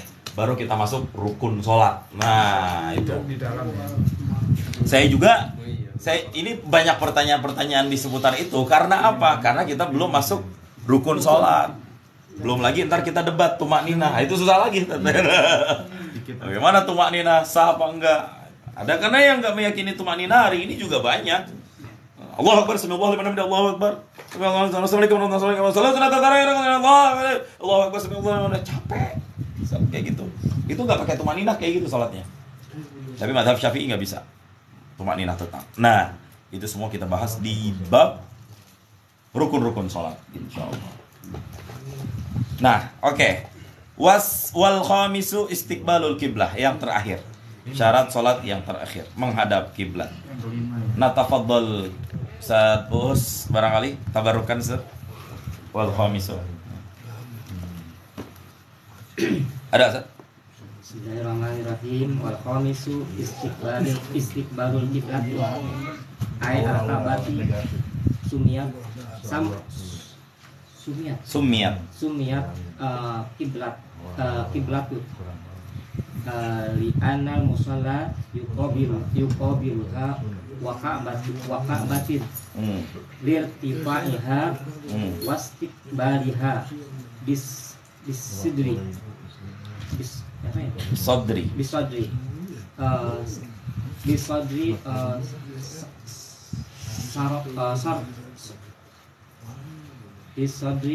sarpun liman qadar alaihi wastasna al-musannifu ma min dalika al-musannifu di sini ma dukirahu. Oh, ada biqaulihi. Oh, enggak ada min zalikanya ya? Enggak ada. Oh iya, oke. Di kitab lain gimana? Ada min dalikanya enggak? Enggak ada. Sering enggak ada. Wastasnal musannifu min dalika enggak ada? Enggak ada. Pak Tendi, Ustaz ada nggak? Wastasnal musannifu min dalika? Coba cari. Saya ini pentingnya banyak kitab tuh kayak gitu. 13. Nah, di saya ada. Yang nggak ada tambahin tuh. Min zalika itu penting. Ada min zalika. Ada nggak Ustaz? La mafi. Oke. Mandalika bangkrut. Min zalika artinya dari hal itu. Oke, lanjut. Wa yajuzu tarku istiqbalul kiblati fi sholati fi halataini fasadatu al-khawfu fi qitali mubahun fardhon kanat as-sholatu au naflan wa fi nafilati fi safari ala rohilati. Dah, sampai sini dulu nggak apa-apa, nanti kita lanjut lagi. Barakallahu fiik, masyaallah. Wal khamisu. Makasih Ustaz. Wal khamisu, dan syarat sah salat yang kelima. Wal khamisu, syarat sah salat yang kelima, istiqbalul qiblati, menghadap kiblat. Artinya kiblat apa? Al-Ka'bati, Ka'bah. Kenapa dinamakan kiblat? Wasummiyat kiblatun li'annal musalliya yuqabiluha. Dan dinamakan kiblat. Kenapa kiblat? Kiblat itu artinya hadap. Kalau bahasa dasarnya kiblat itu hadap. Kenapa menghadap ke hadap? Li'annal musalli yuqabiluha, karena orang yang sholat menghadap ke hadapnya. Qabala yuqabilu, menghadap. Lirtifa'iha, karena tingginya Ka'bah. Lirtifa'iha, karena tingginya Ka'bah. Kemana ini domir haknya? Kiblah apa Ka'bah? Antara dua itu pokoknya. Lirtifa'iha atau lirtifa'iha wakila litarabbu'iha. Qala fil qamus wa Ka'bah ba'da kullu syai'in mutarabbun qala lahu Ka'bah. Kiblat, ya, karena menghadapnya ke kiblat. Nah, Ka'bah itu artinya persegi 4. Ya, karena tarabbu dia punya 4 persegi, ya. Itu arti dasar Ka'bun, Ka'bah. Nah, wastiqbaluha bis-sadri syartun liman qadara alaihi. Dan bermula menghadapnya seseorang ke arah kiblat. Menghadapnya seseorang ke arah kiblat, syartun itu syarat. Bis-sadri. Wastiqbaluha bis-sadri, bermula menghadapnya seseorang kiblat bis-sadri, dengan dadanya. Syartun itu syarat. Liman qadara alaihi, bagi mereka yang mampu untuk menghadapnya. Dah, sampai sini dulu. Jadi yang menghadap ke kiblat intinya itu apa? Badannya, tangannya, karena ada bagian tubuh kita yang menghadap ke belakang. Punggung misalnya. Punggung kita nggak menghadap ke kiblat. Apa kepala di belakang ini nggak menghadap ke kiblat, ini membelakangi. Yang menghadap ke kiblat ya bagian di depan aja, ya mata, hidung, telinga, dada, perut, dengkul. Tapi bagian belakang, tumit, ini membelakangi kiblat. Nah, bahasanya begitu. Itu bisa didebat. Ente ngomong menghadap kiblat, bagian tubuh mana yang menghadap kiblat? Itu bisa didebat lagi. Nah, kalau kita udah ngaji fikih, sekarang kita tahu bahwa yang dimaksud menghadap ke kiblat bis-sadri, dadanya ini. Jadi yang menjadi patokan itu dadanya, karena di dada ini tempat hati ada. Jadi intinya adalah hati seseorang itu menghadap ke kiblat. Itu falsafahnya. Jadi kalau kaki nggak apa-apa? Kaki nggak apa-apa. Kaki kan orang sholat gini kan? Iya, nggak masalah. Mau kaki misalnya mencong ke belakang, bisa diputar ke belakang 180 derajat, nggak masalah, Ustaz. Yang penting dadanya jangan diputar ke kiri, jangan diputar ke kanan, menghadapkan ke kiblat. Kita belum bicara kiblatnya apa dulu nih ya. Ini belum bicara jauh dan dekat di Ka'bah, ya. Kayak kemarin kita bahas tuh. Nggak dibawa ya, Ustaz, ya. Ini baru dibahas nih. Ka'bah yang kemarin. Itu. Kemudian wastasnal musannifu min zalika, dan mengecualikan oleh musannif dari yang demikian menghadap kiblat itu. Ma dzakarahu biqaulihi, dengan sesuatu yang disebut oleh musannif dengan teks kitabnya begini. Wa yajuzu tarku istiqbalil qiblati fi sholati fi halataini. Wa yajuzu, dan boleh seseorang tarkul kiblati, meninggalkan arah menghadap kiblat, menghadap arah kiblat, fi sholati, di dalam salat, fi halataini, dalam 2 kondisi. Hanya dalam 2 kondisi kita boleh untuk tidak menghadap kiblat. Yang pertama, fi syiddatil khaufi, pada takut yang sangat-sangat. Artinya fi syiddatil khaufi, pada kondisi yang sangat takut, ya. Pada kondisi yang genting. syiddatil khauf, pada kondisi yang sangat genting atau kondisi yang sangat takut. Contohnya di mana? Fi qitalin mubahin, di dalam peperangan yang dibolehkan. Fardhon kanatis sholatu au naflan, baik sholat itu sholat fardu ataupun sholat sunnah. Nah, itu yang pertama. Jadi ketika kita dalam kondisi takut, baik dalam perang atau selain perang, maka kita boleh untuk tidak menghadap ke kiblat. Lihat. Cek, buka di YouTube sholat khauf ketika perang seperti apa. Perang juga nanti terbagi dua. Ada perang sebelum berkecamuk, ada perang setelah berkecamuk. Kalau dalam kondisi perang belum berkecamuk juga syarat sholatnya juga, tata cara sholatnya juga berbeda-beda. Jamaah ada 40. Ini perang belum berkecamuk, jamaah ada 40. Nanti dibagi dua, jamaah tuh 20 di depan, 20 di belakang. Nanti yang 20 pertama selesaikan sujud, i'tidal, ruku, i'tidal, sujud pertama, duduk di atas dua sujud, sujud lagi, sujud kedua, bangun lagi. Yang 20 ketiga, ntar dulu, diri dulu. Sambil diri dia boleh celingak-celinguk. Lihat dulu, sambil megang senjata juga boleh, nggak masalah. Dalam kasus sekarang senjata kan, atau dulu pakai ini nggak apa-apa. Nah, baru ketika ini berdiri, imam jangan bismillah dulu, tunggu dulu yang belakang kedua. Tunggu yang selesai, baru diri. Bismillahirrahmanirrahim. Nah, 1 rakaat sah. Allahu Akbar. Nah, itu jamaah yang 20 pertama di depan ruku semua. Allahu Akbar, ngikutin imam. 20 diri dulu udah. Jangan dulu ruku. Di belakang, awas ada musuh. Udah mencar semuanya. Nah, itu dalam kondisi takut yang seperti itu nggak usah dibatalin sholatnya. Udah lari-lari aja. Mau gerakan tidur kek, mau sambil megang hati kek, yang penting hati tetap tidak memutuskan untuk sholat. Ini sah. Nah itu. Gempa bumi, lagi sholat. Tapi itu udah masuk, belum selesai, walaupun belum selesai. Belum selesai iya, itu. belum selesai, udah masuk dapat satu ini ya. 1 rakaat. Enggak, bukan satu, Apaan? satu sholat kita gitu. Satu sholat, misalnya juhur, satu sholat juhur kita itu udah dapat. Udah dapat. Walaupun yang 1 rakaat. Enggak, tapi itu belum batalin sholat, Ustaz. Iya, belum batalin sholat. Tapi kalau dia udah selesai, sholat lagi gitu Ustaz ya. Ntar, ini mau saya lanjutin.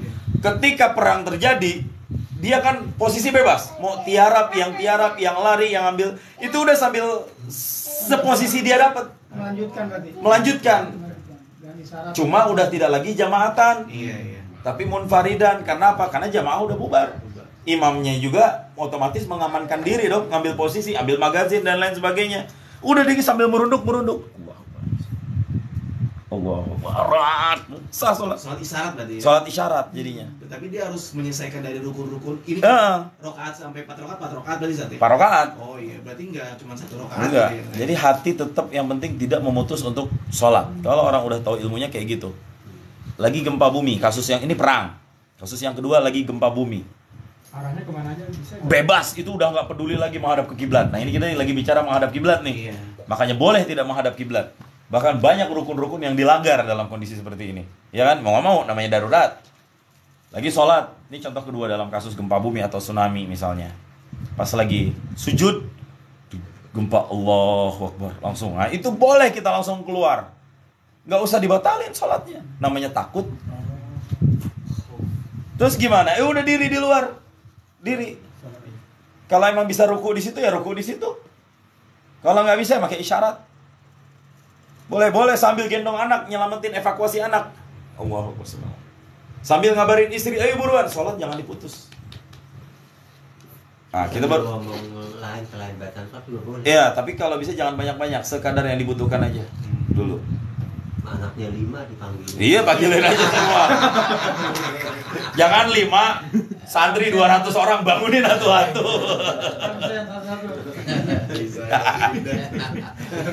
Gak mungkin kalau bisa anaknya yang dipanggil cuma 1 doang. Setelah yang tadi imam itu saat imamnya nungguin yang gerombolan belakang itu kan, gerakan yang dari perang itu. Iya. Feeling imamnya dari mana kalau itu udah selesai gerakan? Ya isyarah lah nanti. Nanti di antara mereka, Pak Heru ada laptop, ada baterai. Boleh saya minjem? Buka YouTube. Ya, tapi ini belum channel ini, belum ada wifi ya? Iya, saya downloadin. Saya lupa lagi passwordnya. Atau ada yang punya HP yang mau berkorban di YouTube-nya? Saya lupa passwordnya apa ya. ada, saya ada. Coba saya masukin Pak Ero. Enggak pakai ini handphone aja, Sat. Iya, pakai handphone coba. Mau apa? Wifi. Coba itu Malaysia yang udah pernah bikin kontennya tuh, sholat khauf itu. Sholat khauf tentara. Nah, nih, apaan Ustaz? Ini contoh nih ya. Malaysia bagusnya kontennya kayak bisa. Sholat Medan. Ini bahasa Malaysianya sholat Medan. Medan perang. Nih tuh. Tuh, udah. Dalam kondisi seperti ini dia bisa mencar. Nah, dalam kondisi seperti ini dia udah boleh untuk berpencar posisi. Nah, tuh. Dia tetap isyarat. Nah, sujud. Duduk di antara dua sujud. Nah, sambil perang, sambil nembak. Boleh. Yang penting hatinya tidak dibatalkan. Ya. Ini sujud baru nih. Duduk di antara dua sujud. Nah, maju lagi, kemudian gerak lagi, ambil ruku posisi sujud atau tahiyat. Sujud yang kedua. Nah, tasyahud. Assalamualaikum warahmatullahi wabarakatuh. Assalamualaikum warahmatullahi wabarakatuh. Udah beres. Contoh gempa enggak? Contoh gempa praktek sendiri kita bikin konten.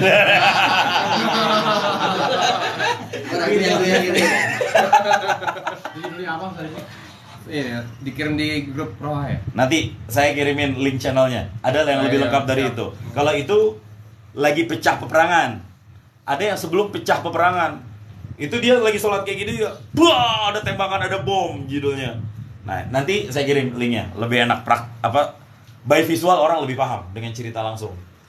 Makanya saya suka kalau ceramah cerita gitu. Orang lebih paham kalau pakai cerita kalau ceramah. Nggak tahu apa. Saya juga ketika jadi murid lebih nangkep ustadz kalau dengan cerita gitu. Terbayang. Jadi terbayang runutnya. Kalau nggak pakai cerita, putus ilmu kita. Kalau pakai cerita nyambung. Itu. Apalagi sering nonton film-film Islam gitu ya. Walaupun mungkin nggak 100% sesuai, tapi minimal tahu alur. Oh, ternyata begini di zaman Umar. Oh, ternyata begini di zaman Abu Bakar. Nah, itu. Oh, ini lagi Abu Bakar tahun segini nih. Itu di film biasanya akurat di bagian data tarikhnya. Kitab itu dong, Al-Usfuri ya. Apanya? Kitab Al-Usfuri ya. Banyak, Al-Usfuri ya bisa. Lalu jadi nanti tambahin lagi. Iya.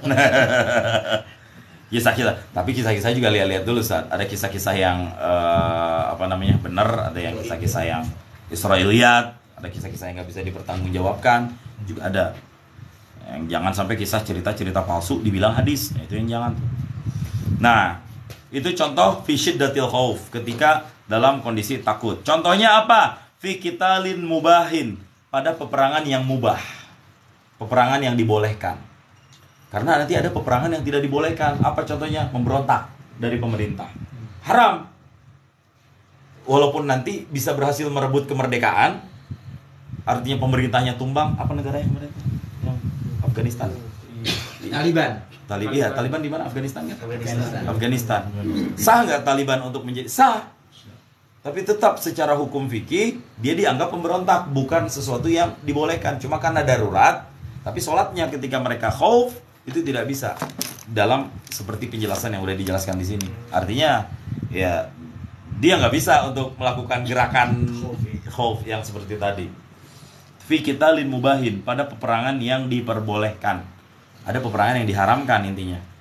Ya, emang dari dasarnya sholatnya udah di jalan yang haram, kayak safar jamak sholat kan, kalau tujuan perjalanan untuk maksiat nggak boleh, nggak boleh dijamak.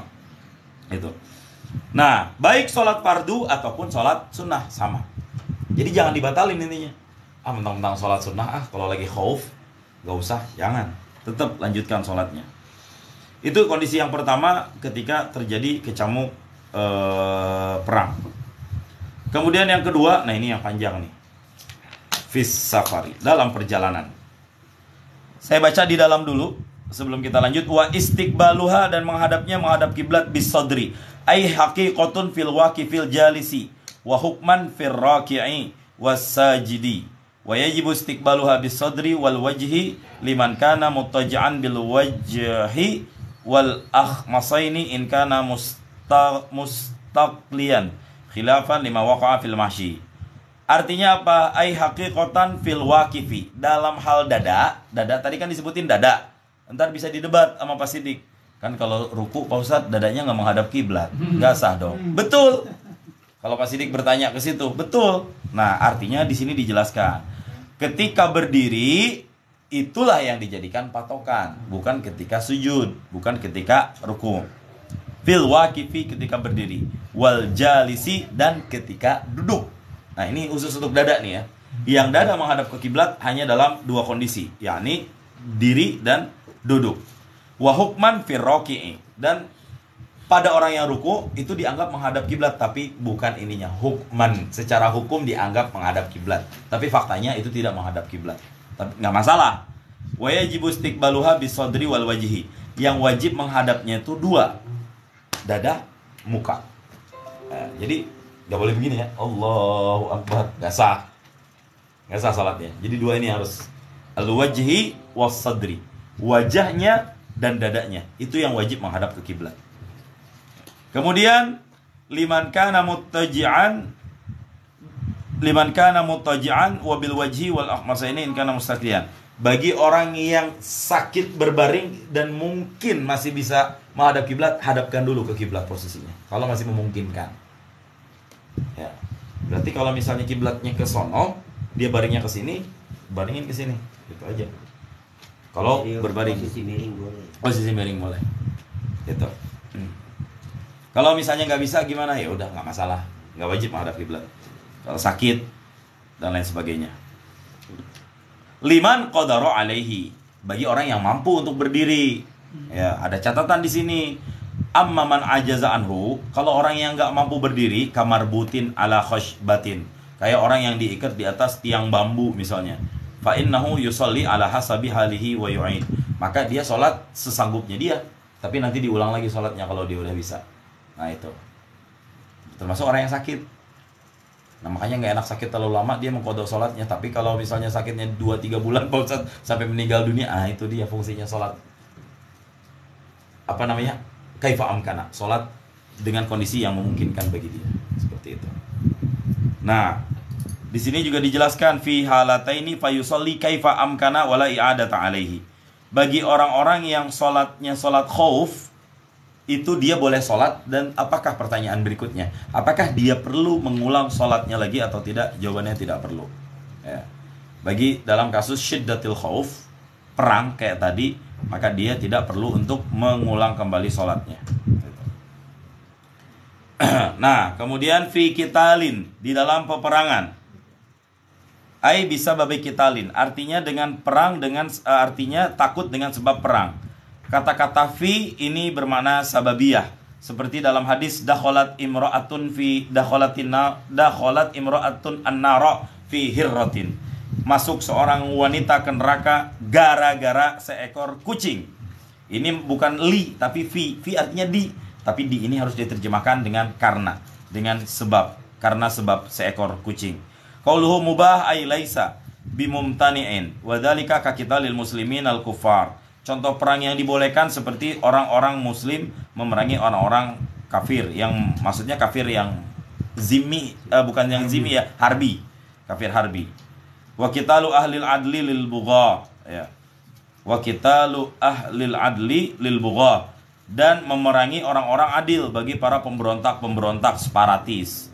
Bi khilafi ghairil mubah, dengan sebaliknya yang ghairu mubah. Enggak. Wa qitali ahlil adli lil bugha. Orang yang adil memerangi ahli bugha, ini boleh. Terbalik, ya. Orang yang adil memerangi ahli bugha, tentara misalnya memerangi orang-orang separatis. Itu termasuk khauf. Boleh kalau dia khauf kayak gitu.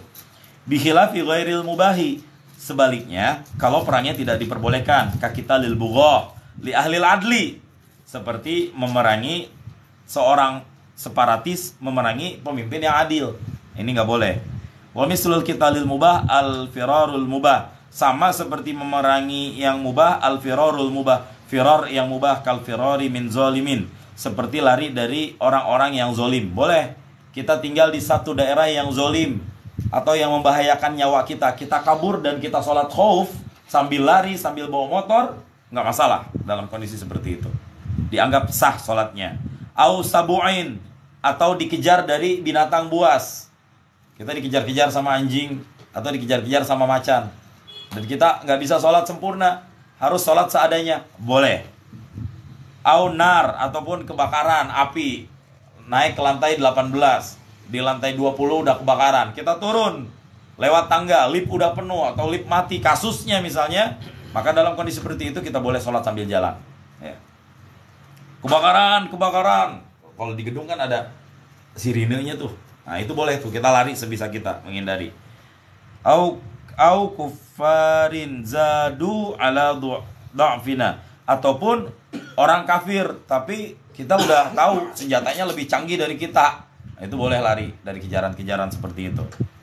Au muktasin yarju afwahu inda harbihi minhu, atau orang yang akan dihukum mati dan dia berharap kemaafan dalam kaburnya, boleh.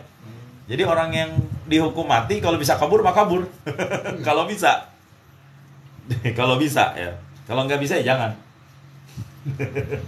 Gitu. Menurut Fathul Qorib itu. Iya. Boleh. Iya boleh. Orang yang dihukum mati, tapi kan kasusnya ya bukan di Indonesia ya, bukan di Indonesia, lain cerita ya. Ini misalnya di orang dia ngebunuh orang lain dan ternyata nggak dimaafkan, nah, otomatis kisos kan. Nanti kita ngaji bab jinayah. Otomatis kisos. Ketika terjadi kisos ya otomatis dam bidam, darah pakai darah. Ya kita dipenjara untuk nunggu siap eksekusi. Ada momen untuk kabur, ya udah kabur aja, nggak apa-apa. Itu tidak dianggap suatu kabur yang zolim dalam kondisi seperti itu. Karena Rasulullah juga nggak pengen hukum mati kan. Ya Rasul, saya berzina, tegakkan hukum buat saya. Tidur kali lah, lagi apa kali? Sono. Nggak mau Rasul juga.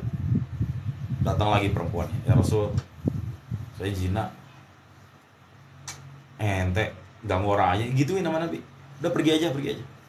Yang ketiga kalinya, Rasul, nih udah gede nih. Serius. Ya udah, tegakkan rajam. Nggak bisa kabur lagi dia. Syariat Islam ada hukum membunuh. Ada hukum i'dam, hukuman mati.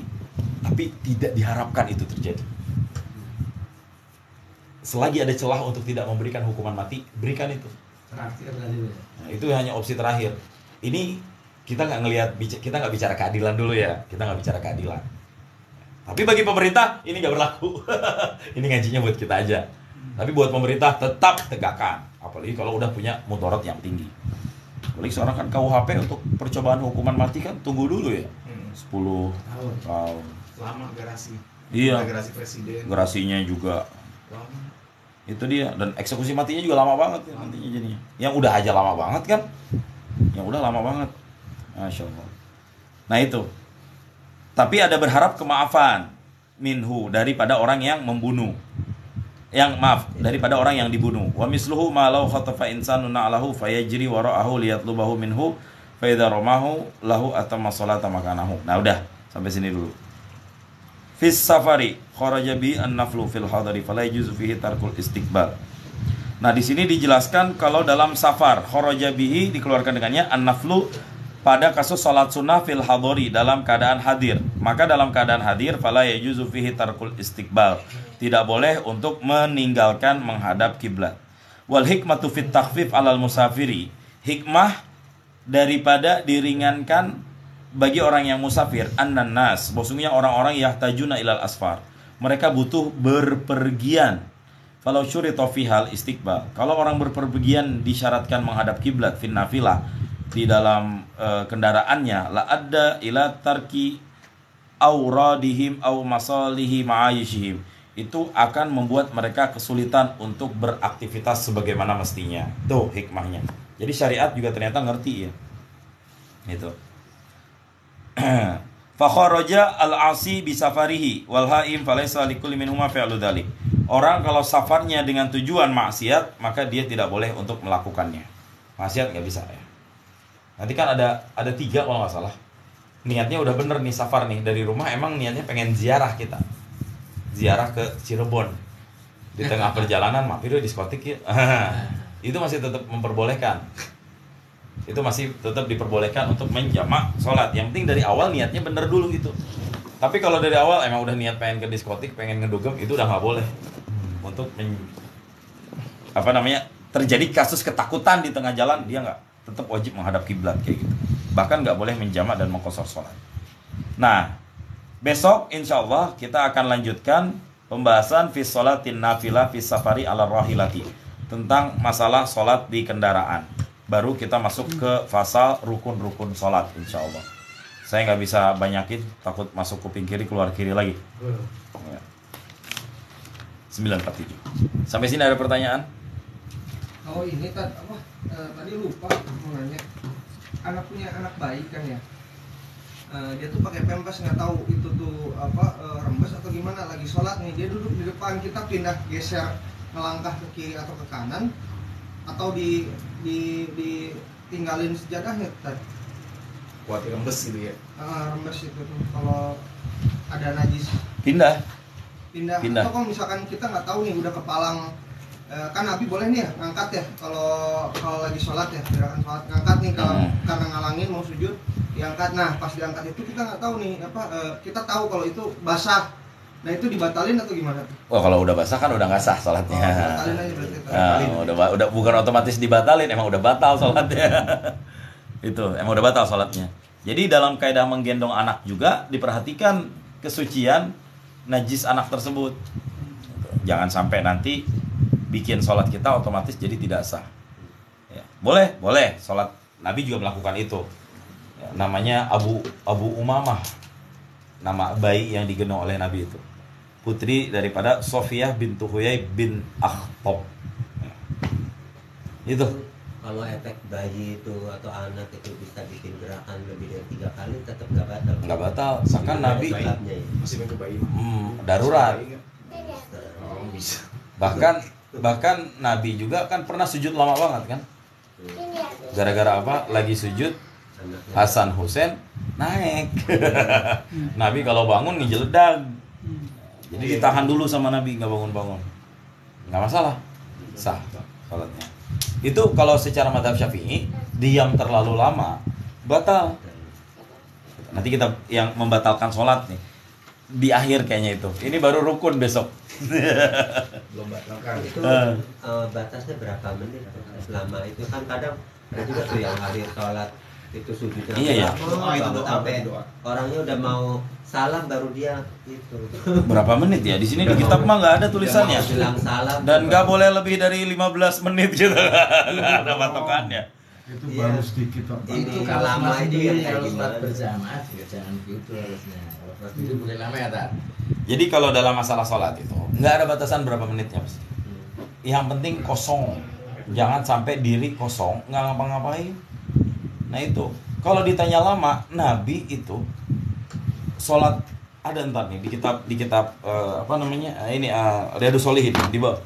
Nabi itu sholatnya itu rakaat pertama tuh baca Al-Baqarah, habis Al-Baqarah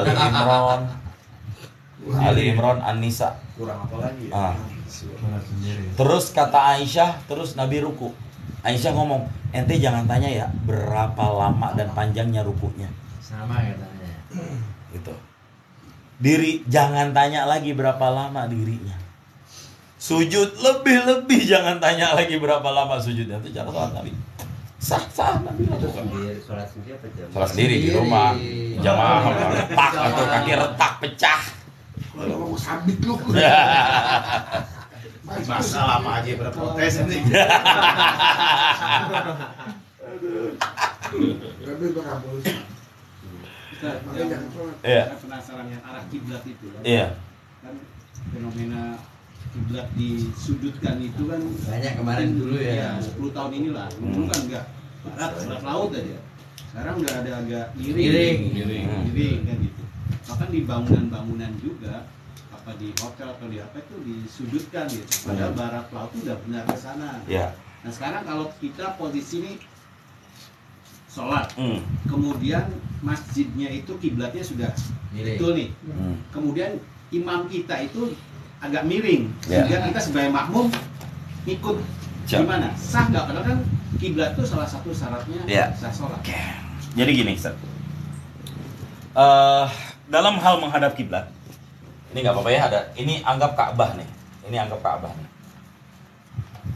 Kiblat itu terbagi dua. Ada ain kiblah, ada jihah kiblah. Ini Ka'bah. Katakan ini orang-orang yang melihat Ka'bah dan tahu arah Ka'bah di depan, kiblat mereka adalah fisik Ka'bah ini. Ainul kiblah namanya. Tapi bagi mereka yang tidak ada di dekat sini, maka kiblatnya bukan lagi ini, tapi namanya jihah. Apa arti jihah? Arah. Di sini. Udah atas nama menghadap ke sini, ke sini, ke sini, ke sini, ke sini, ke sini, ke sini, ke sini, ini sah buat dia. Jadi kiblatnya antara ini dan ini. Kita yang ada di timur dari arah kiblat otomatis menghadap kita ke barat. Atas nama menghadap ke barat itu nggak masalah. Karena apa? Kiblat kita bukan Ka'bah, tapi kiblat kita arah Ka'bah, jihad. Kalau kita tafsirkan bahwa kiblat itu adalah Ka'bah, maka kita harus bikin kayak kemarin, sapnya kayak kereta api. Harus bener-bener cari garis lurus pakai Google Map, baru bikin sap. Tuh, udah panjang kayak kereta di sini. Apakah begitu? Lantas bagaimana dengan sholat yang dimiringkan? Betul bahwa memang sudah terjadi pergeseran akibat Indonesia sering terjadi gempa bumi, sering ada likuifaksi, pergeseran tanah dan lain-lain, sehingga ketika ditarik garis lurus, kita itu udah menghadap melenceng dari arah kiblat. Yang jadi masalah, walaupun itu melenceng, tapi masih arah barat. Jadi atas nama masuk ke arah barat tetap sah secara kiblat, secara sholatnya juga. Lantas bagaimana dengan fatwa itu? Silahkan yang mau mengikuti fatwa MUI yang menentukan bahwa kiblat harus digeser sekian derajat, monggo. Yang enggak juga nggak masalah. Saya termasuk yang nggak ngikutin. Karena itu fatwa. Kelihatannya Muhammadiyah yang geser itu. Miring-miring. Enggak, itu MUI. MUI itu ngasih fatwa. Makanya ketika terjadi itu ada perdebatan yang sangat kuat di antara para ulama juga di Indonesia. Termasuk ulama yang menentang ya guru saya sendiri, kayak Ali Mustafa Yaqub. Beliau malah dihadirkan debat juga langsung. Dan berdalil orang yang astronomi itu di Google itu nggak bisa didebat lagi sama Kiai Ali. Emang Google ada dalilnya? Apakah di kitab ada wa amma madhabul Google? Adapun madhab Google kan nggak ada. Ya. Jadi Nabi menjelaskan gitu, orang-orang yang ada di selatan kiblat, maka kiblatnya adalah utaranya. Berbalik. Dikiaskan ke Indonesia, kita ada di timur arah kiblat, maka kiblat kita ma bainal masyriq wal maghrib lah, itu dia. Pokoknya bagi kita, saya nih di rumah saya menghadap kiblat ke sono, mau ke sini, ke sini, ke sini, ke sini, ke sini, sah insyaallah. Yang nggak sah kalau udah ke sana. Ke sini ini udah nggak sah, ke sini udah nggak sah. Yang penting barat ya, Tat. Yang penting barat. Geser lurus itu orang nggak masalah ya. Tapi nanti kalau kita mau ngikutin yang itu nggak masalah, silahkan. Jadi kiblat itu ada dua, arah dan fisik. Bagi mereka yang melihat langsung fisik Ka'bah, maka kiblatnya adalah fisik Ka'bah.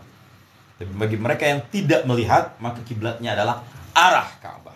Kalau perbedaannya kan antara imam dan makmumnya itu, imam kadang suka agak ke kanan ini, tapi makmumnya lurus. Itu kalau perbedaan itu nggak apa-apa kan? Imamnya ke kanan dikit, makmumnya lurus, nggak masalah, sah tetap. 15 derajat dikit. Tetap sah. Emang betul kalau kita narik arah, tapi kan ngapain kita ngelihat aplikasi? Aplikasi itu hanya untuk penunjuk aja. Nanti mau menghadap, misalnya pas dilihat di aplikasi, kan bisa sekarang aplikasi itu. Kayak kompas gitu. Tak ke sono. Berarti kita ambil garis, misalnya kasusnya ini kiblat ke sini. Set. Maka kalau diambil titiknya begini, kita ngadap ke sini, ke sini, ke sini, ke sini, ke sini, ke sini. Ini bagi yang tidak melihat kiblat ya. Sini sah insyaallah. Yang nggak sah kalau udah ke sini. Radius. Jadi miringnya ke arah kiri juga boleh. Miringnya ke arah kiri artinya apa? Nggak mesti harus presisi 100% menghadap ke Ka'bah. Karena yang dianjurkan arahnya Ka'bah. Arah Ka'bah barat, atas nama menghadap ke arah barat. Boleh. Kalau sebentar, kalau dari kita di sini menghadap ke sono. itu barat. Di sana apa berarti? Utara. Iya. Ini selatan. Timur. Berarti kiblat kita adalah antara utara dan selatan. Madhab ke sini nih. Tapi yang ke arah baratnya sah insyaallah. Berapa derajat? 180. Arah 180 ya, 180. Nah, coba sama Kalau saya kan ini di mana? Ini west barat. Nah, barat. cuma Nih ya. ada kiblatnya. Sebentar. Saya posisi HP. Nah, tuh. Ya dah, sama persis kayak gini. Berarti menghadap sholat saya, menghadap ke sini saya sah. Menghadap ke sini sah. Ini udah nggak sah. Ada itu. Kalau kita harus berpatokan, berarti saya harus bikin kereta api. Masjid Mas A juga nggak sah tuh. Yang sah cuma imam doang. Yang imam udah sebelah ke sono. Ka'bah berapa meter sih? Panjangnya? Berapa meter Ustaz? Coba cari di Google. Ka'bah berapa meter ukurannya? Coba cari informasi di Google. Saya nggak tahu. Padahal bumi seluas ini ya kan? Iya. Panjangnya 12,84 meter. Nah, berarti jamaah yang berada di 15 meter lewat. Itu nggak sah sholatnya. Makanya kalau di dalam Masjidil Haram sholatnya biar sah, ya muter. Semuanya dipastikan menghadap ke Ka'bah. Pertanyaannya, kalau kita ada di dalam Ka'bah, menghadap ke mana? Bos, kemana aja kan? Maaf, Iya, iya. Siap. Oh, enggak bisa sampai selesai. Si Ade, ya, nggak apa-apa. Sebentar, nggak apa-apa.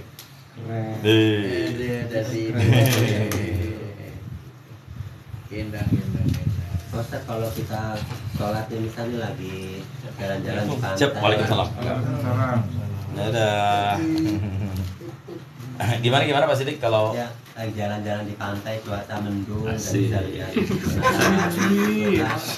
Ya, jalan-jalan di pantai ya. Waalaikumsalam. Siap. Datang nih, nggak tahu arah mana kiblatnya, boleh ke arah mana aja. Harus ada upaya dulu. Pakai feeling. Yang pertama mengetahui dengan langsung emang kita udah tahu. Yang kedua dengan bertanya minimal. Minimal harus ada upaya dulu. Jangan langsung menentukan sendiri. Dalam kasus kita di hotel, nggak usah pantai dah, hotel nggak ada petunjuk arah kiblat kemana. Biasanya kalau ada hotel tuh ada sign-nya kiblat sono ditunjukin karena dikasih panah di atas. Ya. Kalau di hotel mah ada upaya, emang ada orang yang bisa ditanya. Kalau kita lagi di pantai nih nggak sendirian. Siapa pas lagi sendirian? Banyak orang. Ya misal lagi kan pantainya kan ada yang sepi. Kalau pantai Pak Sidik justru enak untuk kasus di Indonesia. Lihat aja arah matahari. Nah justru tadi Tahu ya mendung. Mendung.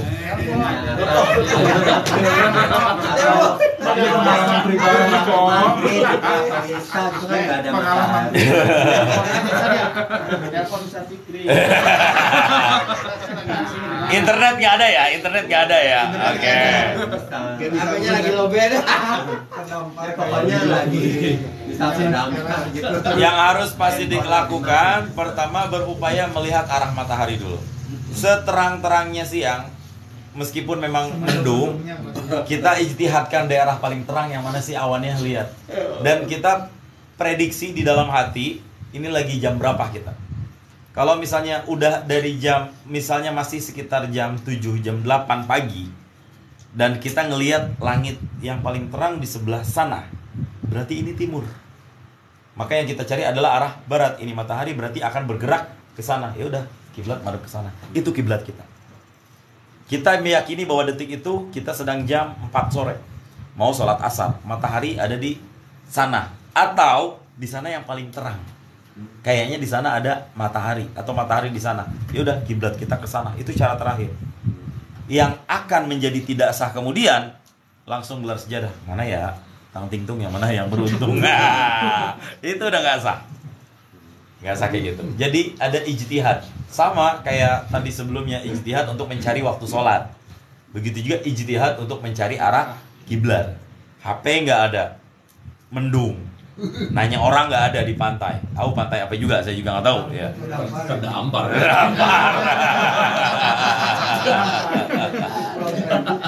Tapi emang pernah ya Pak Ustadz saya pengalaman kayak gitu.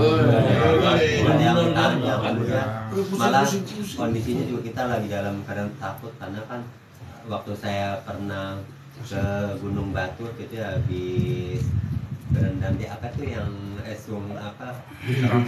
Toya apa daerah apa itu kan yang itu tuh Pak Ustadz yang panas tapi bersebelahan dengan Danau Batur gitu, jadi kita kayak berenang di Danau Batur itu. Wajib kita kunjungi. Kita tuh pulang tuh Pak Ustadz di tengah jalan, ini karena udah waktunya soalnya cuman kan daerah itu kan gunung yang bekas lava kan kondisinya gelap gulita banget, jadi nggak tahu nih arah kiblatnya kemana gitu, masih juga nggak ada gitu, orang juga ketemu gitu kan, nggak ketemu orang. Nah itu akhirnya kita sholatnya ya udahlah, karena kita nggak tahu ini matahari kemana, akhirnya diniatinya sholatnya ini arah kiblat, jadi by request sendiri ya. Itu namanya ijtihad, memperkirakan sendiri, nggak apa-apa. Tapi tetap sah. Sah insya Allah. Ternyata kiblatnya bukan ke situ arahnya. Nah itu gimana itu ya? Lagi sholat, assalamualaikum warahmatullahi wabarakatuh. Pak, bapak tadi madhab sono ya. Emang kiblat kemana? Situ Pak, bukan ke sono. Nah, itu. Saya pernah di rumahnya Hakim sholat digeser, saya salah kiblat digeser sama Hakim. Nggak apa-apa juga. Yang jadi masalah itu bukan soal geser menggeser. Yang kemarin jadi perdebatan, masjid udah terlanjur begitu posisinya, terus harus diubah lagi ke kanan, kan nyusahin. Yang penting ke barat ya Nah, itu dia. Itu malah mengurangi keindahan yang jadi miring. Kecuali kasusnya masjid belum dibangun. Nah, itu baru boleh. Kemarin 2 hari yang lalu ada seorang ulama, saya sempat update di story kalau ngelihat saya diri sama seorang pria tua Parubaya yang ngelihat story saya di WA, itu saya diri dengan Abu Tanjung Bungong, itu ulama dari Aceh. Beliau terkenal ahli ilmu falak. Beliau diundang datang ke Jakarta oleh teman-teman di sini untuk menentukan arah kiblat yang pas. Karena apa? Di tempat itulah masjid akan dibangun. Nah itu boleh, nggak masalah. Sehingga membangun masjid juga nanti menyesuaikan dengan posisinya. Nah itu yang diharapkan dan yang dimau tuh kayak gitu. Tapi kalau masjid kayak Mas A misalnya, udah sesuai posisinya kayak gitu, udah jadi seperti itu, diubah-ubah lagi, kan nanti kan sian, estetiknya juga nggak indah. Jamaah juga nanti ya udah kebayang sendiri lah gimana posisi. Miring, iya gitu. Nih, di situ Pak Sidik, perdebatan kemarin terjadi di situ. Dan itu fatwa. Fatwa itu tidak mengikat. Boleh diikutin, boleh enggak. Namanya fatwa ya. Yang saya jawab pertanyaan ini juga fatwa dengan ilmu yang saya tahu. Boleh diikutin, boleh enggak. Ini juga fatwa, boleh diikutin, boleh enggak. Makanya banyak madhab. Mau ikut fatwa dari madhab yang mana? Kecuali syariat ya udah. Nah, kecuali sesuatu yang sifatnya qat'i. Qat'i itu udah permanen. 3 rakaat, itu bukan fatwa lagi, maghrib. Saya mah ada pendapat yang mengatakan ulama seberang 4 rakaat sholat maghrib. Itu udah bukan fatwa lagi. Ya.